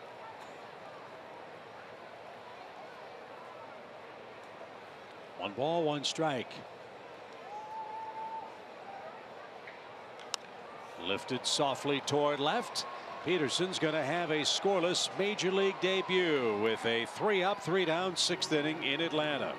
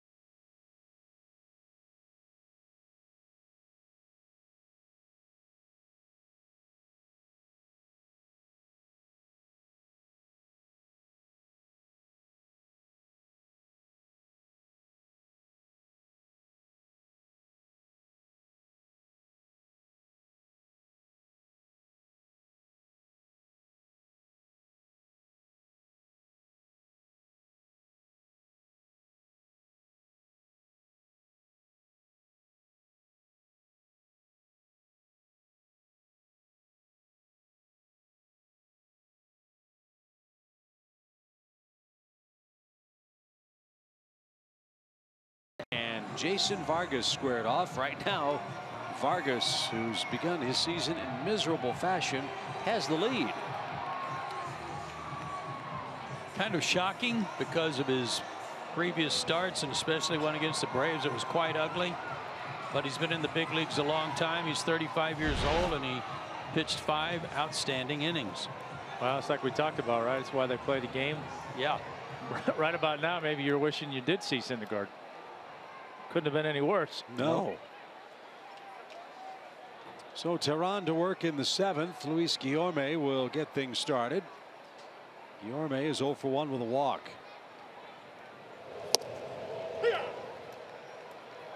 All Julio can do is continue to make good pitches. He's retired 8 in a row. Hold him right there.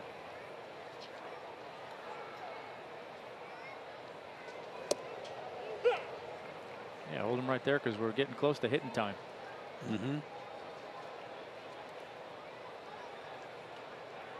Tread water, get that starter out of there, get to the bullpen.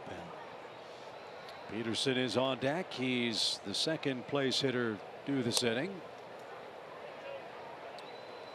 1 ball, 2 strikes. Finals today, Milwaukee beat the Cardinals 3-2. Reds beat Arizona 7-4. Pittsburgh 2, Cubs 1 in the 7th inning.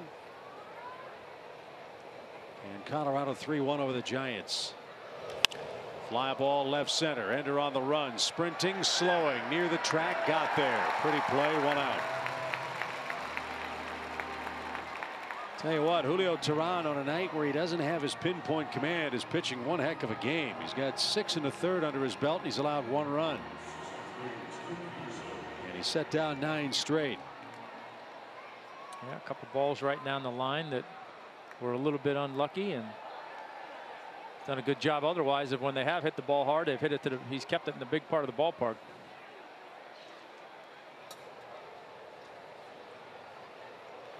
Tim Peterson. Puyallup, Washington to Lexington, Kentucky. That's a long way away. He's standing up there with that bat in his hand like he knows what he's doing. But his swings haven't indicated that. Just a little bit of bail and wail. It's a good stance, though.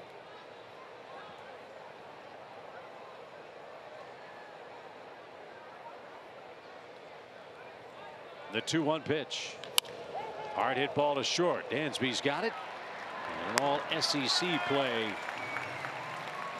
in that sequence. Kentucky to Vanderbilt. And 2 are out. 10 up, 10 down for Julio.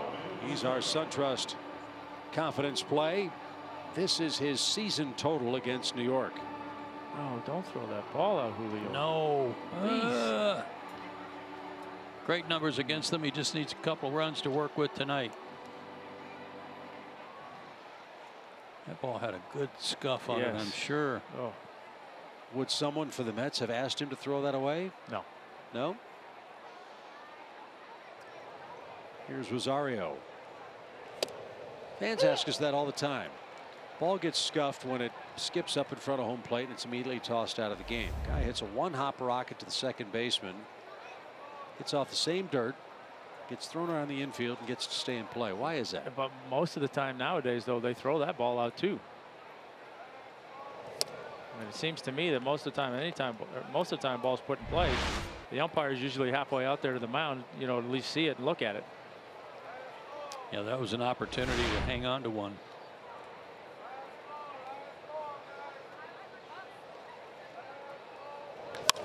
Line drive left center. Nobody's getting that. That's going to roll to the fence.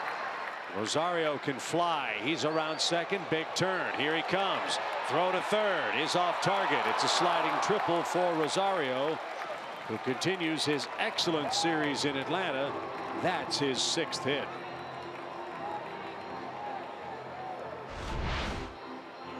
Well, better here with 2 outs and nobody on than earlier in the night when he had some runners on base. Ender got to this pretty quick, and a good relay might have gotten him.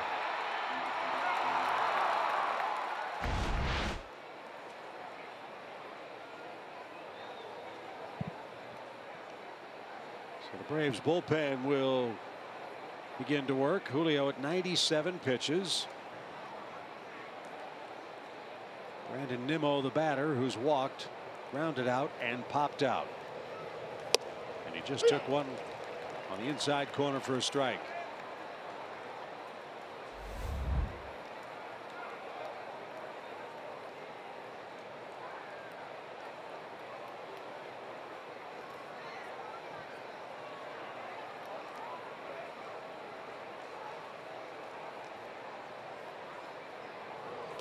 Good stop. That had trouble written all over it, but Suzuki smothered that. Even count.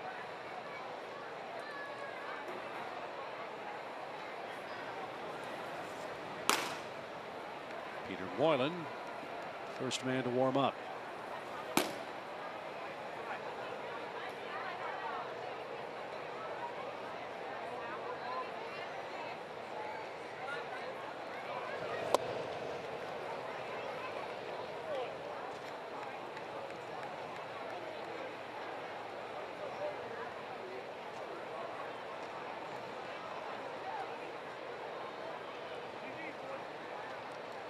Believe it or not, this is only the second time Julio Teheran has thrown as many as 100 pitches in a start.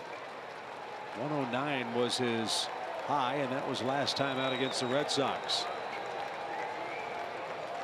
The 2-1. Missed badly in there, 3-1.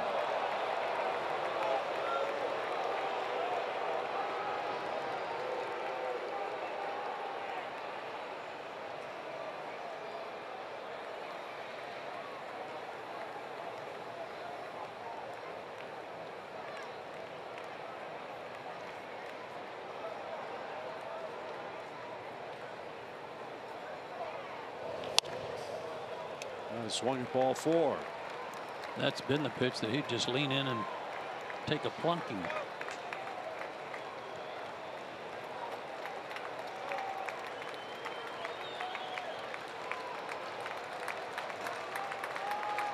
Well, he's definitely got him conscious inside, so see if he goes back in there or tries to get him with something away.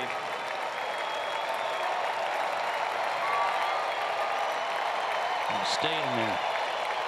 Now trying to urge Julio on here. The 3-2 pitch. Line drive, shallow center. Ender can't get it. And the Mets get a 2-out hit from Nimmo, who fought it off. They stayed inside, and he makes the Braves pay with a clutch 2-out hit.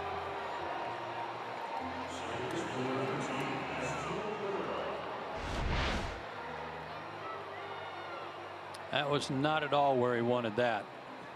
No, up out over the plate and fought off enough of it.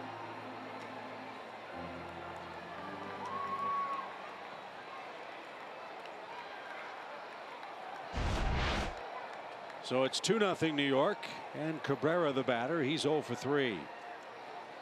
A triple and a single with 2 outs for New York.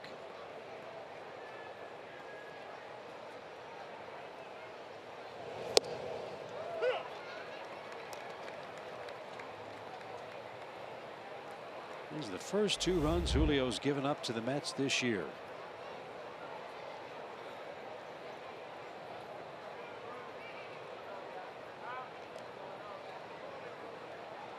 And Nimmo, who's done such a good job getting on base, has done that twice more tonight.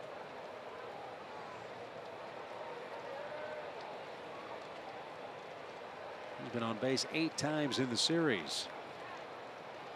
And Julio's got him picked off. Dansby will flip back to Teheran at the bag, and Nimmo's picked off. But he did his damage at the plate. A base hit with 2 outs brings home Rosario to make it 2-0 New York. Time for the stretch. Let's check in with Jerome and BJ.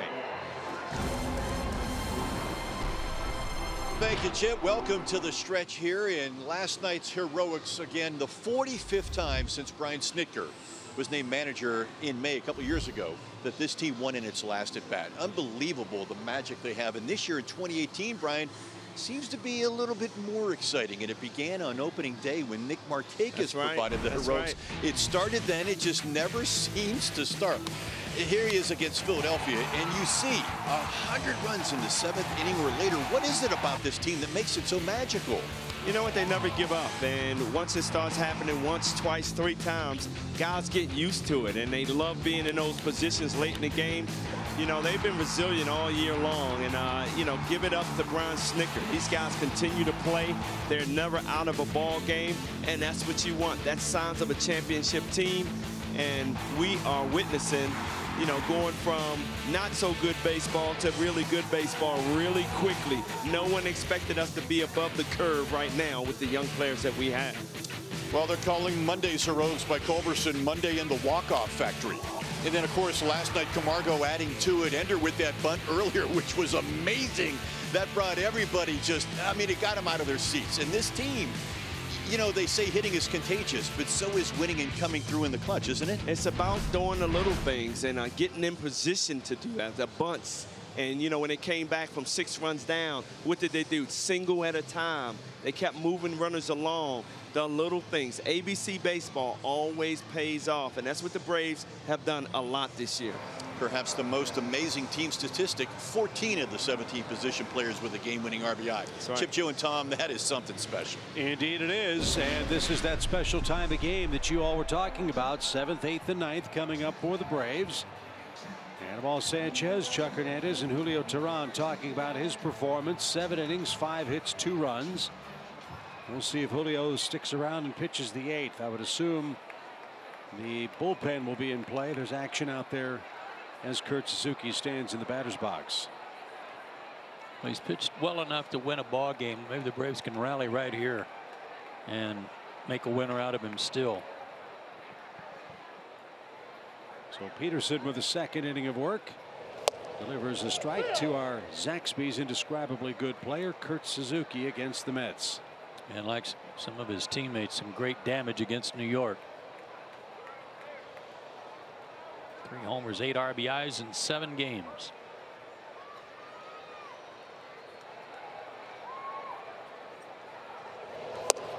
Mets pitchers have retired 13 of the last 14 Atlanta hitters. The only man to reach since the 2nd inning was Teheran, and that was on an error by the shortstop.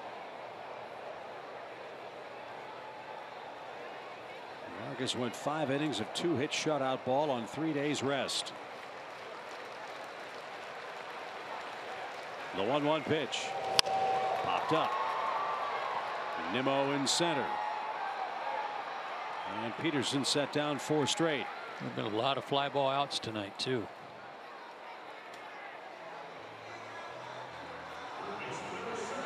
I've got 10 of them for the Atlanta offense. Here's Camargo. He struck out and grounded out.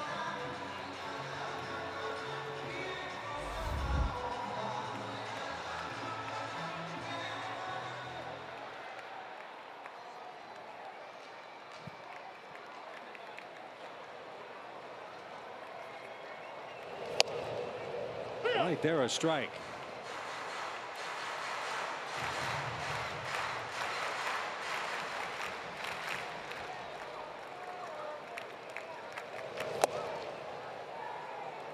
There hasn't been any kind of a rally even for Atlanta.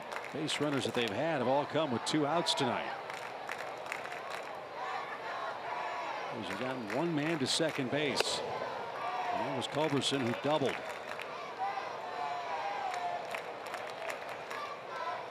But a bloop and a blast could get you even. Yep. 2 balls and a strike. And high, ball 3. A walk wouldn't hurt either. And Johan very good at collecting walks. 21 of them against only 17 strikeouts this year.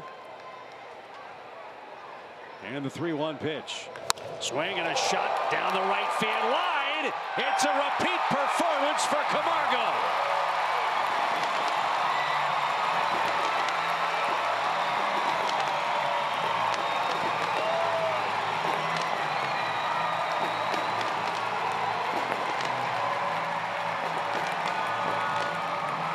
If that isn't in the exact same spot, it's got to be a seat or two away at the most. Yeah, it's definitely within a seat or two. The Braves are not going to allow his mom to go home.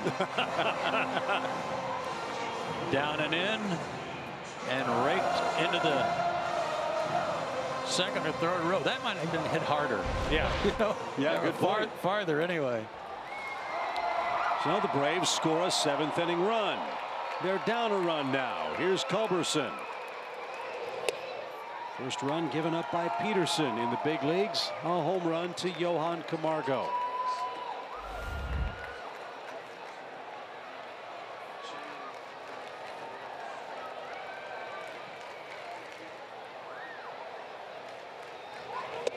That almost hit him. Well, finally, some noise from this crowd in Atlanta. 21,449, the announced attendance.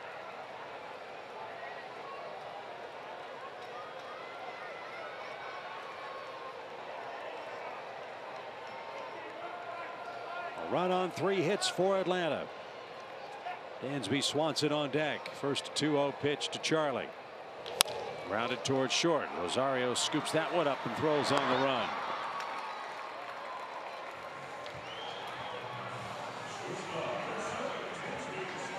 And here's Dansby. He flied out in the 5th after he was intentionally walked back in inning number 2.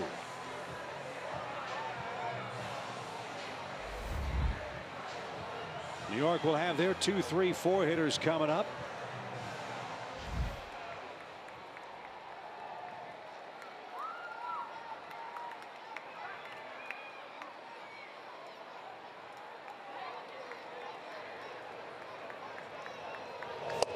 And a strike at the knees. If Dansby can reach. Dustin Peterson's grabbed a bat. He'll pinch hit.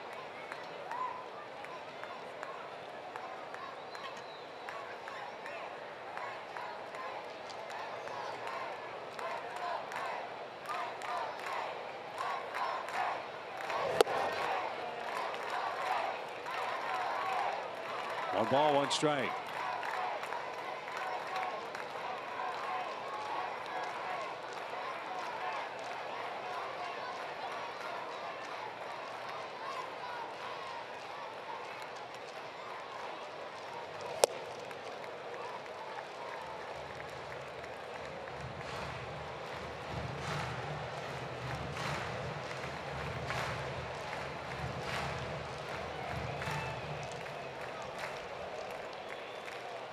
Long way to go in this one tonight. 2-1 pitch.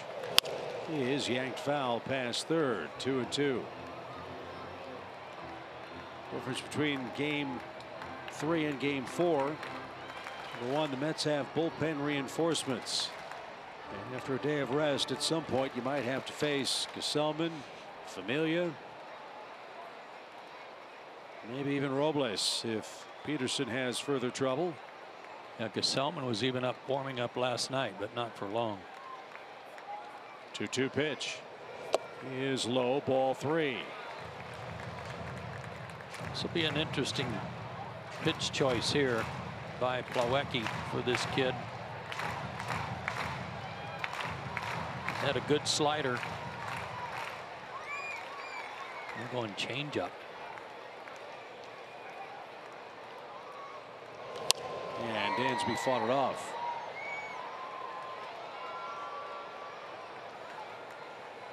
I would say based on that, that might be his best pitch and the one they can count on. Well, he pitched in some high leverage, high pressure situations at AAA. 7 saves for Las Vegas. He's trying to hold a 2-1 lead now. The pitch. And he lost him. Ball 4. So it will be Peterson. Swanson at first. One swing of the bat could put Atlanta in front.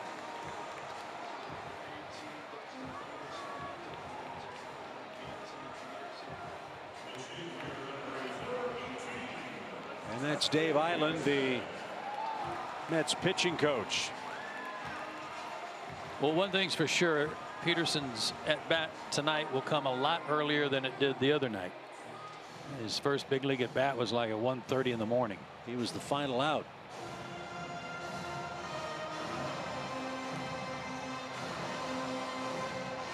So it's a brief meeting before Peterson faces Atlanta's hitter. Let's pause for a message from Advance Auto Parts. Visit your nearest Advance Auto Parts store to get the quality parts you want from people that know a lot about them. It's an all Peterson matchup.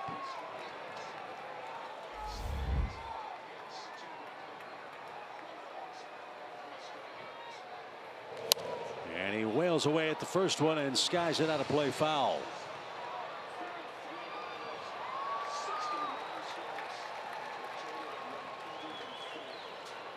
Julio threw 104 pitches over his 7 innings.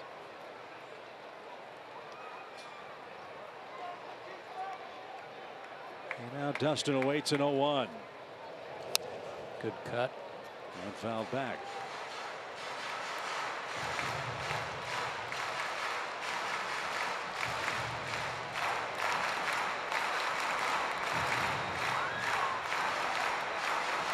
Peterson struck out in the 9th inning in the late night Game 2 doubleheader. First bat off the bench here in the 7th. The pitch just missed. Good eye. 1 ball, 2 strikes.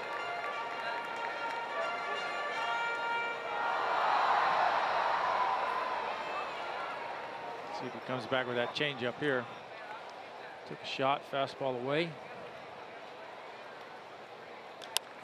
Popped up. Bruce is coming on, says he's got it, and he does. And that retires the side. So Johan Camargo with a home run, almost to the exact same spot that won the game last night. His home run this evening came in the 7th, and it cuts the Mets lead in half.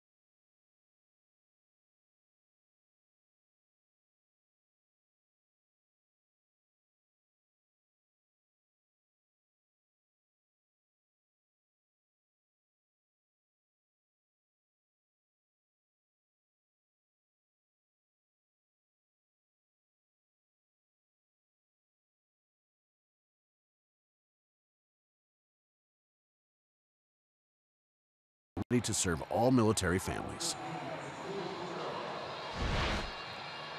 To the 8th we go. Mets 2, Braves 1. Shane Carl is on in relief of Julio Teheran. Carl is off to a terrific first half for the Braves. Had a couple of hiccups on the road trip, but he's pitched great for Atlanta.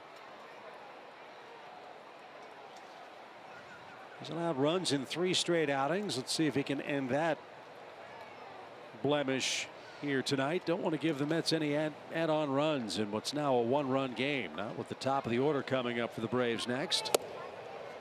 Cabrera, Batista, and Bruce, the trio coming for New York here.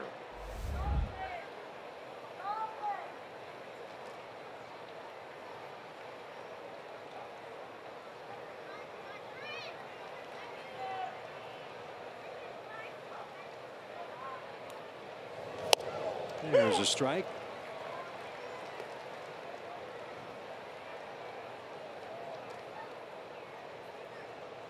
Going back to game 1 of this series, The last 6 Braves relievers have allowed the first batter to reach. See if Carl can end that as well, with Cabrera quickly behind 0-2. He did on a leap from Freddie Freeman. So Cabrera, after a magnificent night last night with 2 homers, has an 0 for 4 here tonight. That one was smoked.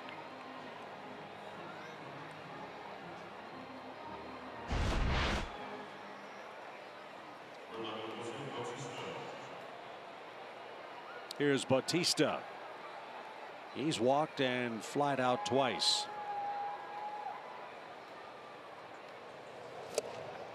And very late at 96. Perfect spot too, boy. Yeah, good pitch. 96 with a little bit of sink.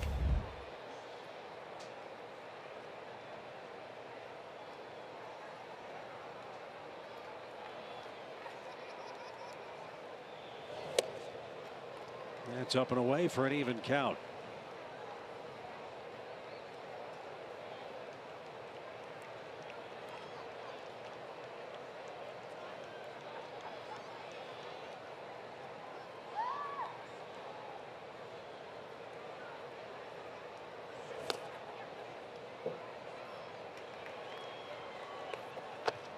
Braves host the Nationals starting tomorrow night. The Mets head home and start a 4-game series with the Cubs. Then Baltimore, then 3 with the Yankees. More tough games coming up for the Metropolitans here. 2 balls, 2 strikes. The Yankees 2 games behind the Red Sox at the start of play today in the American League East.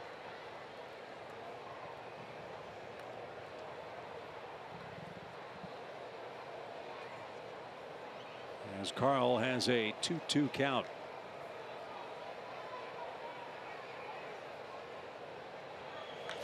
Hammered toward left, and Culberson's going to play that on a hop off the fence. Bautista around first, on his way to second. The throw is going to be close, and he got in just ahead of the Albies tag.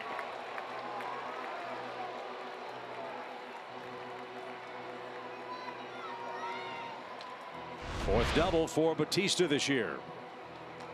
He was on time with that one, and fortunately didn't get it airborne.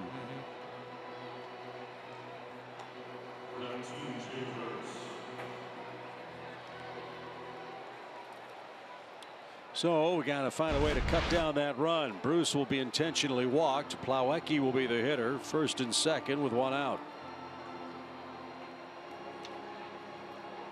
Plawecki 0 for 3. He's hit the ball on the ground once.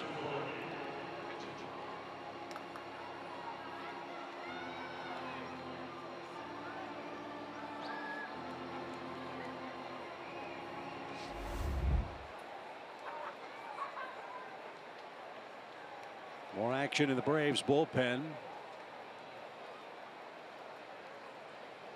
That's Sam Freeman getting ready as Plawecki couldn't check his swing. Strike 1. And Freeman it is.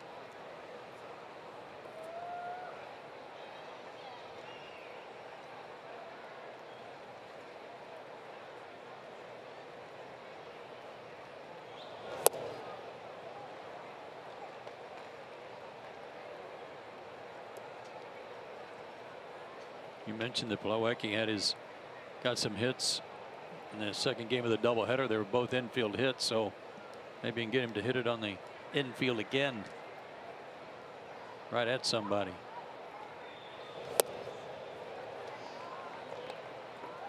Not close enough to get an offer. 2 balls and a strike.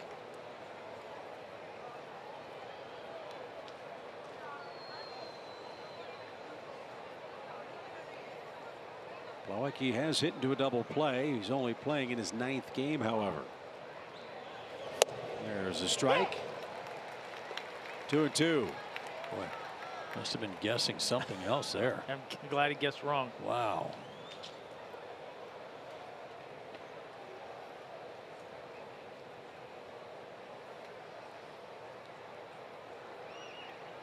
Two on, 1 out. The 2-2 pitch.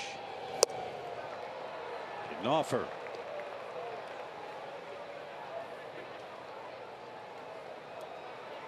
Gonzalez is on deck. Freeman's getting ready for him, we presume.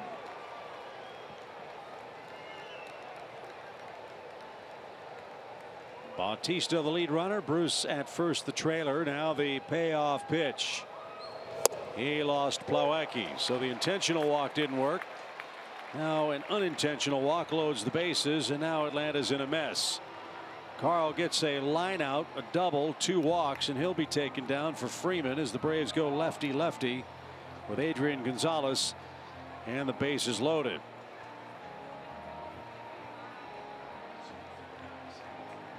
Gonzalez has one of the 2 Mets RBIs. Atlanta hopes he doesn't add another.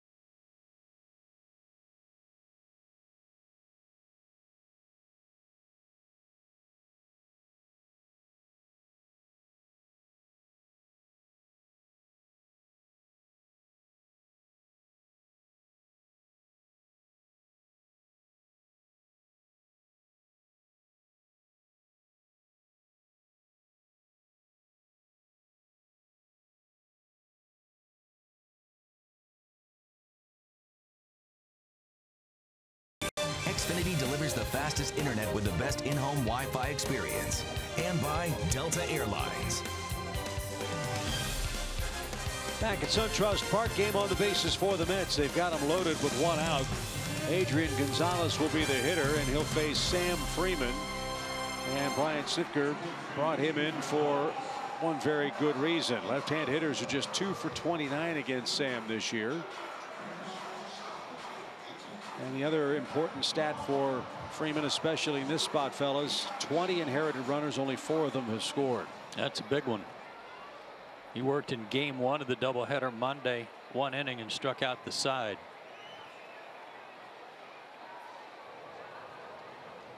So no place to put Adrian Gonzalez.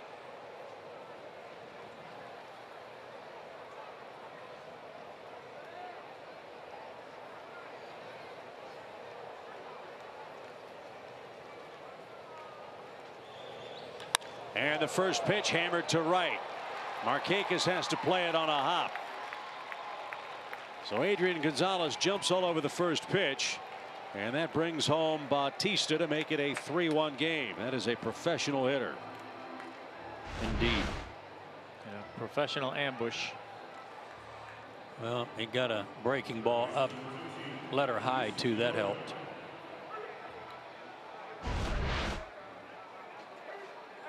So the Mets have an add-on run. Here's Guillorme, another left-handed batter. He's 0 for 2. So that run belongs to Shane Carl. He's now allowed a run in 4 straight. A little bit of a slide for Shane right now as Guillorme down a strike.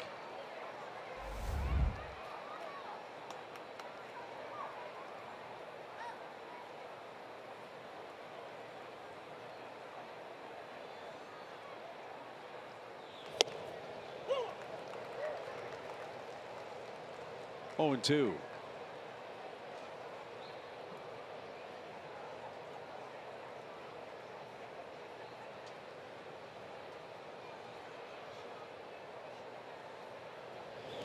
Almost to the screen. Nice stop. 1 ball, 2 strikes.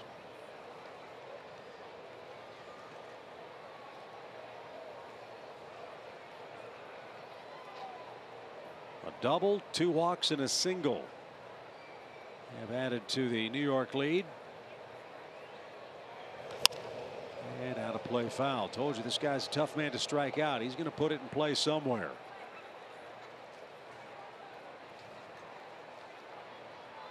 Yeah, what scares me is that the Braves are playing for a double play up the middle, so Dansby's cheated up the middle some. A little room for him on the left side. And that seems like where he's trying to go.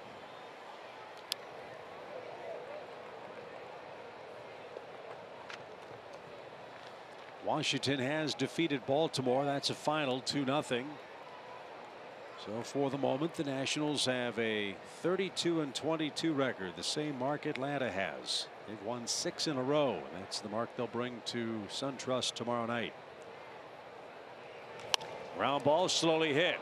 Second base one. Gotta hurry, and they got it. Freeman got the double play ball he so desperately needed. And the Mets settle for 1 in the 8th. It's a big run, but the top of the order is coming up for Atlanta. 3-1 your score.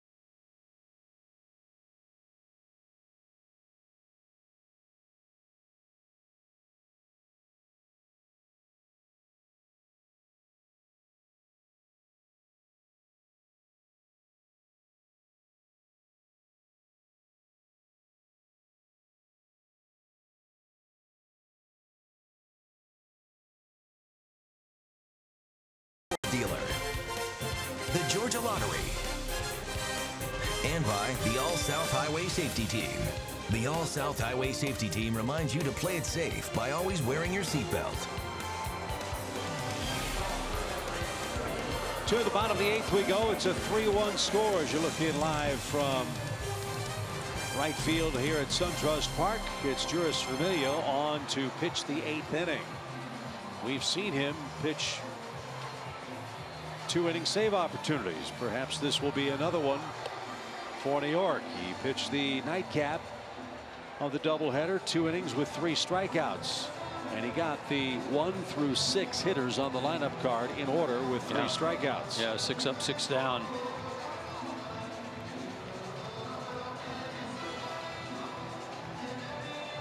Hate getting that run in the bottom of the 7th and giving it right back in the 8th. Yeah, those add-on runs are tough, but Braves have found a way to overcome them. And a bloop and a blast gets you tied. Right guys at the right time, but a tough hombre facing him in Familia. Braves have but 3 hits tonight. And a ground ball to first base Gonzalez. And Ender's retired. How many pitches has Ender seen tonight? I think 4 or 5. He's seen 8 in 4 at bats. Might be the haircut.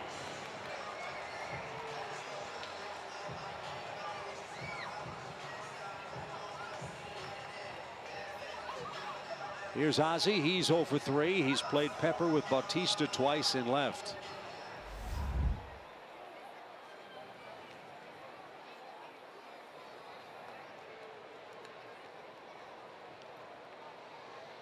Three-man shift on the right side of the infield for Albies. The pitch from Familia is downstairs, ball 1.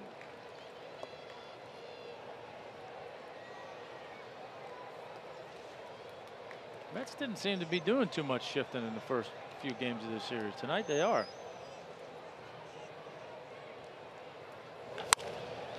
Can't get to that one, though. He splits the shift. So there's the base hit. Now Familia versus Freeman.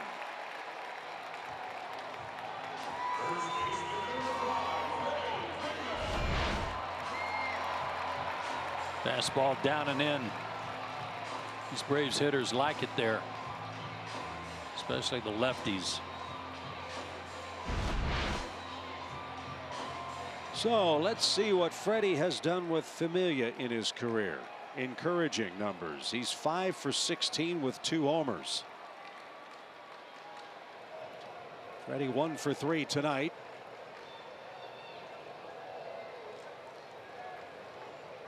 And a throw to first.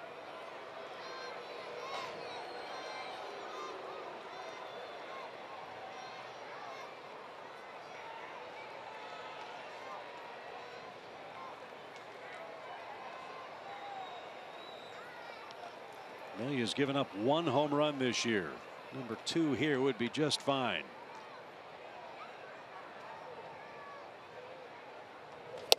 How deep Jay Bruce is playing. He can't be more than about 3 steps off the warning track in right field.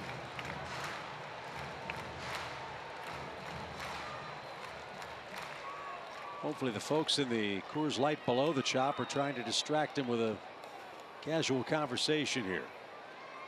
All help would be appreciated as the Braves are down 2 in the 8th. 1-0 pitch. Nearly hit him. Joe, I think you made the point earlier in this series. The Mets have tried to crowd Freeman this entire series. They still want him to get his arms extended. That's when he does most of his damage. But down and in, he can do what Ozzie did or even a little better.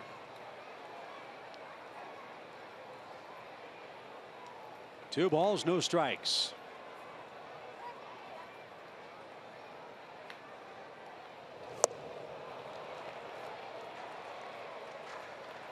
Wasn't a strike. He couldn't resist. 2-1. Good splitter. Took a little off.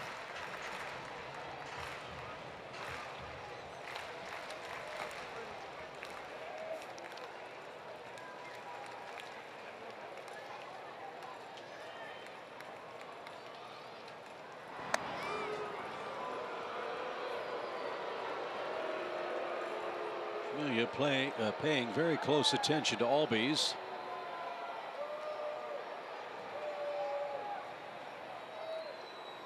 I doubt he would be running, not with Freeman representing the tying run. Yeah, not yet. 2-1 pitch. A little flare into shallow right. Bruce playing deeply, won't get it. Nazi's going to streak to third. So Atlanta has the tying runs on. The go-ahead runs coming up. It's Nick Markakis. Freeman with another multi-hit game with 2 singles tonight. Good at bat, really good. And that was in and fought it off.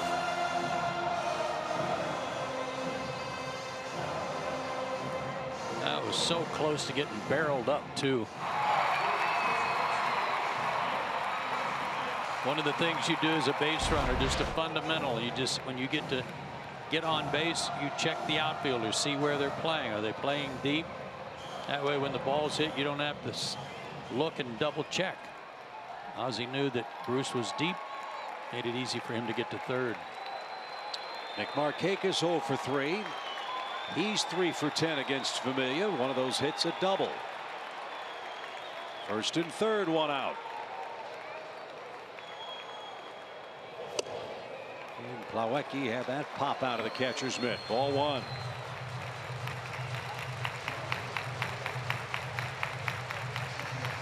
The Braves just continue to give the fans a finish. It's just remarkable what they are able to do in the late innings of these games. It's a high stress, high anxiety, high excitement way to play, but they are still very much alive tonight.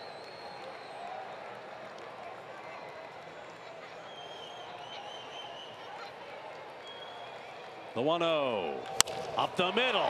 Rosario smothers, backhand throw to second, and the double play, gorgeous. One of the best you'll see. If Rosario doesn't catch that, a run is in and the Braves are cooking. He's had trouble with the glove all night, but not when it mattered most. A bare hand turned by Cabrera breaks the Braves' hearts in the 8th inning.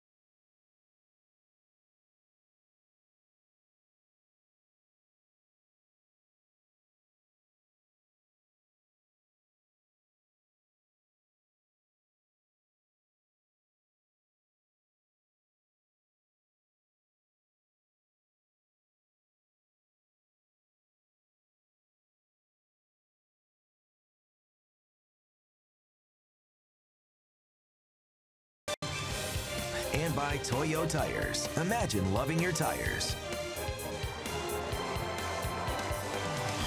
Well, the Braves got a blast off the bat of Nick Markakis. A blooper might have been a little better. And a remarkable play by Ahmed Rosario at short to start a gorgeous double play to thwart a Braves 8th inning rally.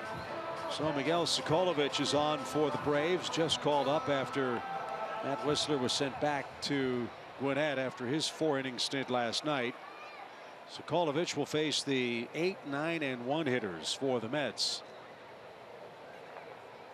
And Michael Conforto has grabbed a bat. Familia will be taken down here. It's a bit of a surprise.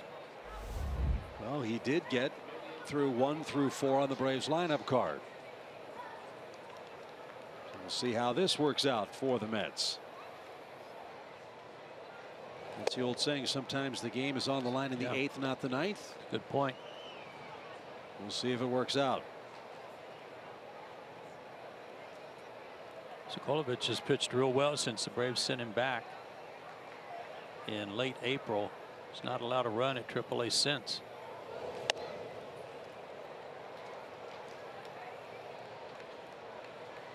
Got to throw strikes. The Braves are going to have hope. They're down 2 runs. Can't give the Mets any more. Add on runs in the 7th and 8th innings. They've extended the lead to 3-1.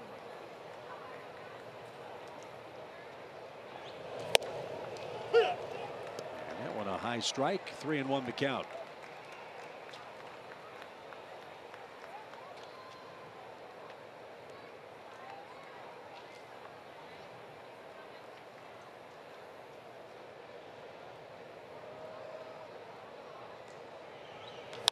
Popped him up. That'll be a nice comeback. Ender is under. And there's the first out. Real good comeback. Big out. In the bottom of the 9th inning, Suzuki, Camargo, and Culberson will be up. And is that Robert Gesellman? It is. In the pen. We'll see how the Braves fare against him. Great play by Rosario, who's had a marvelous series. 6 hits, 3 RBIs, and a sharply hit ball past Camargo, who is playing in at the bag. And he's going to make the turn and head to second base with a 1-out double.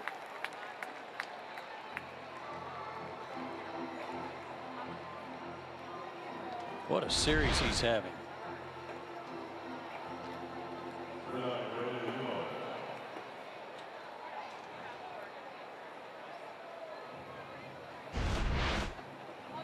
Made the defensive play of the series for the Mets just moments ago.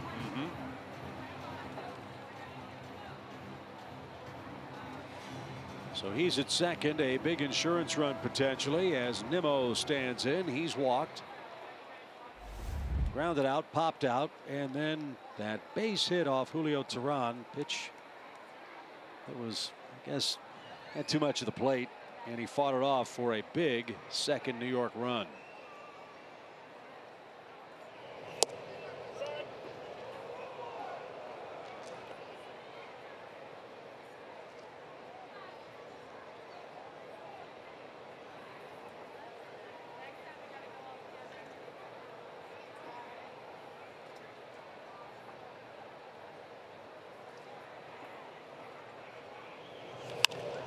Pop fly foul, slicing into the stands for an even count.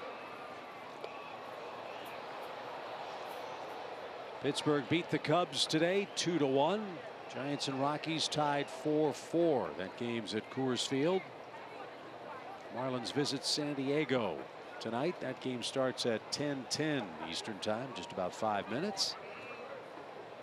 Phillies are in Los Angeles, their first stop on a long 3-city road trip. Stroke to right. Markakis retreats. That's over his head and off the wall. Played beautifully. Rosario had to hold up. They're going to bring him because the throw gets away in the middle of the diamond, and he'll score standing up.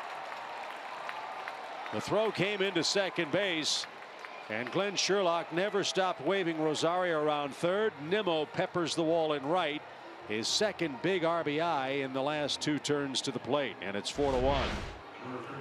Well, if you're Nick Markakis, you just assume the ball hit off the wall is going to score the guy from second base. So you're trying to make a play on the guy that hit the ball. And even if he makes a good throw, they still have a play at the plate.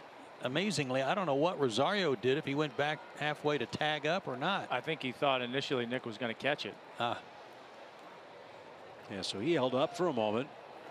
And Sherlock, hey, made the Braves make a play. They couldn't. Yeah, I don't know if Nick got a little bit of a bad read where that ball was hit so hard at him, or if he knew it was over his head and just kind of froze for a second knowing he was going to play it off the wall, but Rosario thought he was going to catch it.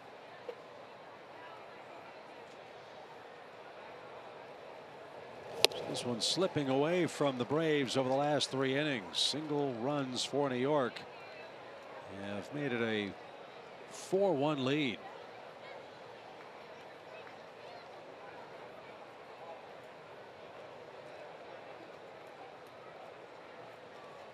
Cabrera 0 for 4. Pulls that one foul. At first base, it's a 1-2 count. Mentioned it last night. I'll say it again tonight. Ted Leitner, the longtime voice of the Padres, will be taking a leave of absence after he works their game tonight at home with the Marlins. Ted revealed yesterday he's going to be undergoing kidney cancer surgery tomorrow. And everybody in the baseball family, the broadcasting family, wishes Ted all the best as he begins that courageous fight. Ground ball, Ozzie scoops it up on the grass, makes the throw to first, runner to third, 2 out. Cabrera 0 for 5, and now here's Bautista.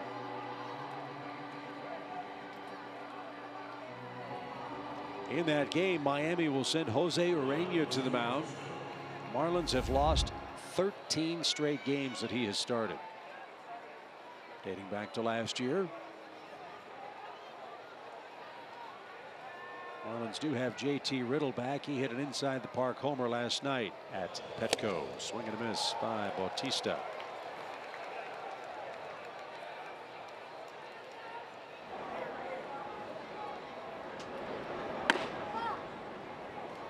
If this score holds, it's still a save opportunity for Gesellman. A 3-run lead for New York.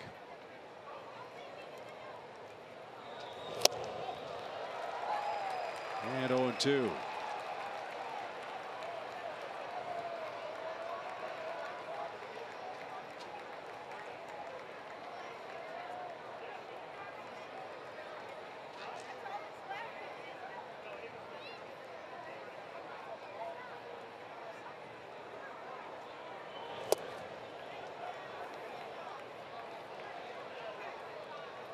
Bittersweet day for the Cardinals today.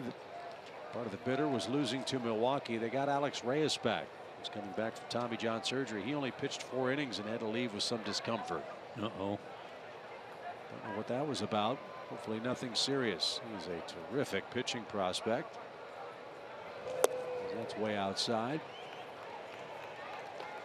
Scherzer struck out 12 tonight in 8 innings. Only gave up 2 hits. Doolittle finished it up. That's 10 straight road wins for the Nationals, 21 of 27 overall. And if this score holds, the Braves will be in 2nd place opening the series at home tomorrow night. Out of play foul. Bautista still alive. 2 balls, 2 strikes. Braves are 3-3 this year against the Nationals. Sean Newcomb, Tanner Roark will hook up in the opener tomorrow night.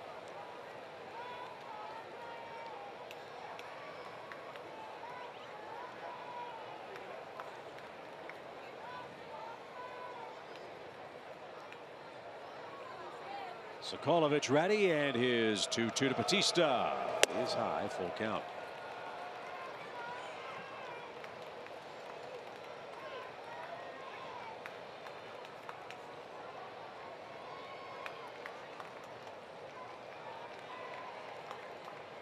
Mets pitchers retired 14 of 15 Braves hitters at one point before Camargo hit a home run to make it a 2-1 game.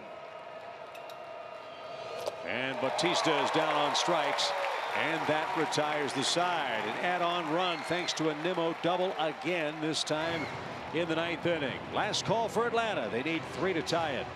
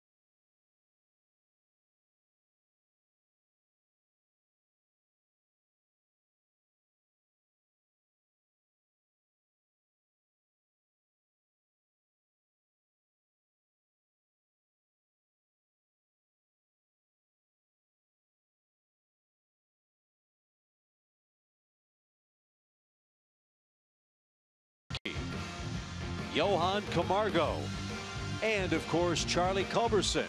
All 3 of these Braves have hit a homer against New York pitching in this series. The Braves need 3 to tie, 4 to win, as we give you a last look in live from our Xfinity cam here at SunTrust Park. It's the bottom of the 9th inning. 4-1. New York has the lead, and it's Robert Gesellman trying to save his 2nd big league game. He's on for New York. Well, I liked what you said, Chip. You and Tom talked about that with using Familia in the 8th inning against the top of the order for the Braves. So maybe the save really was in the 8th inning and not the 9th. Well, let's be honest, too. Rosario made the move look genius. Yes. Yeah. Because if he doesn't make that play, we've got a totally different game. But he made it, and the move worked. And now the Braves have 3 outs to get at least 3 runs. Selman's got a lot of weapons. 90 to 94 fastball, curve, slider, and change. This is his 26th game. He's pitched 33 2/3 innings in those 26 games. He's pitched in half of the New York total this year.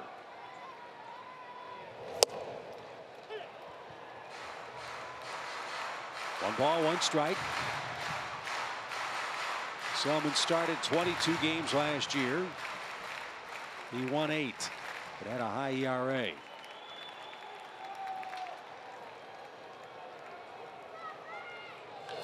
Hammered down the line, but he pulled it foul. I think he's kind of found a home near the back end of their bullpen. Setup guy tonight, finishing it, but he's had better success here than he did starting.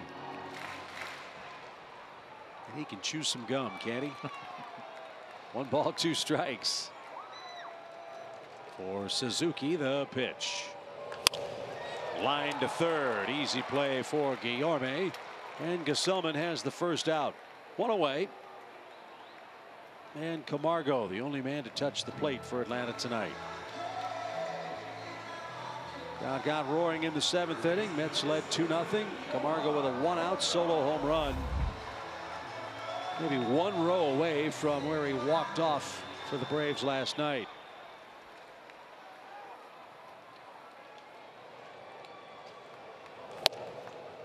This game was started by Jason Vargas, who came in with a 1-3 record, a 10.62 ERA, and he threw a 5-inning, 2-hit shutout on 3 days rest.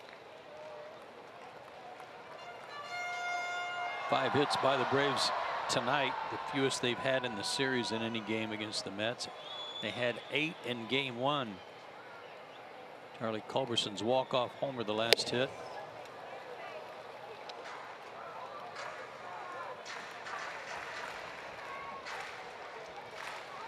One ball, 2 strikes.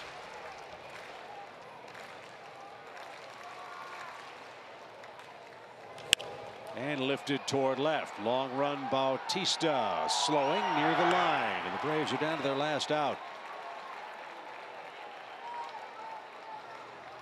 And it's up to Charlie Culberson to keep it alive. He doubled in the 2nd. Now it won't be Culberson. He'll be taken down for Preston Tucker.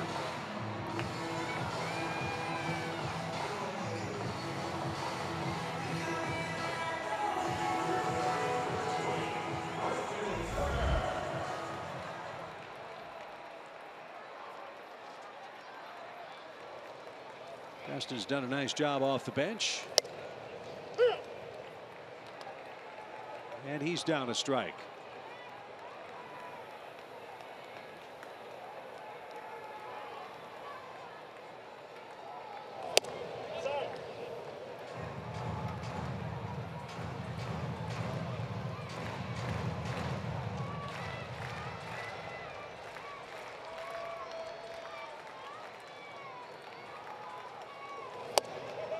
Got an inside corner. So the Braves are down to their last strike. 1 and 2. Bases empty. 4-1 game in the 9th.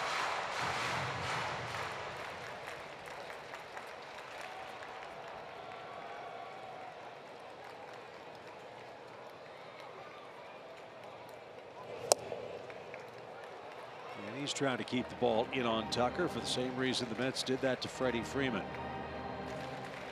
2 and 2.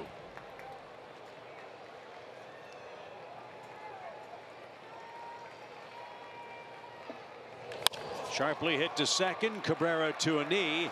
And the Mets earn a split of this series, beating the Braves by a final score of 4-1. And in the process, they knocked the Braves out of first place in the Eastern Division race. Washington now leads Atlanta by a half game. And the Braves will host the Nationals for the first of 4 here tomorrow night. What a come-out party it was for Ahmed Rosario here in Atlanta. The play of the game came with Markakis at the plate. Braves just couldn't get anything going offensively tonight. The Camargo homer, really all they've got to write home about tonight because of the play by Rosario, and it looked like they might put something together in the 8th inning. Yeah, just couldn't quite get what they needed offensively. It had, had an inning shaping up, but give Rosario credit, made a great play, and give Jason Vargas some credit. Did what the Mets needed tonight, and tough one for Julio. Yeah, Vargas got the win. Gesellman got the save, but props to Juris Familia, who got the 4 tough outs, or the 4 tough hitters, I should say, in the Atlanta 8th. Mets beat the Braves 4-1. That's your final score. Vargas the winner, Teheran the loser. Gesellman's 2nd save of the season. For Tom Glavine, Joe Simpson, Paul Bird, Chip Carey, stay tuned. Braves Live presented by Xfinity is coming right up.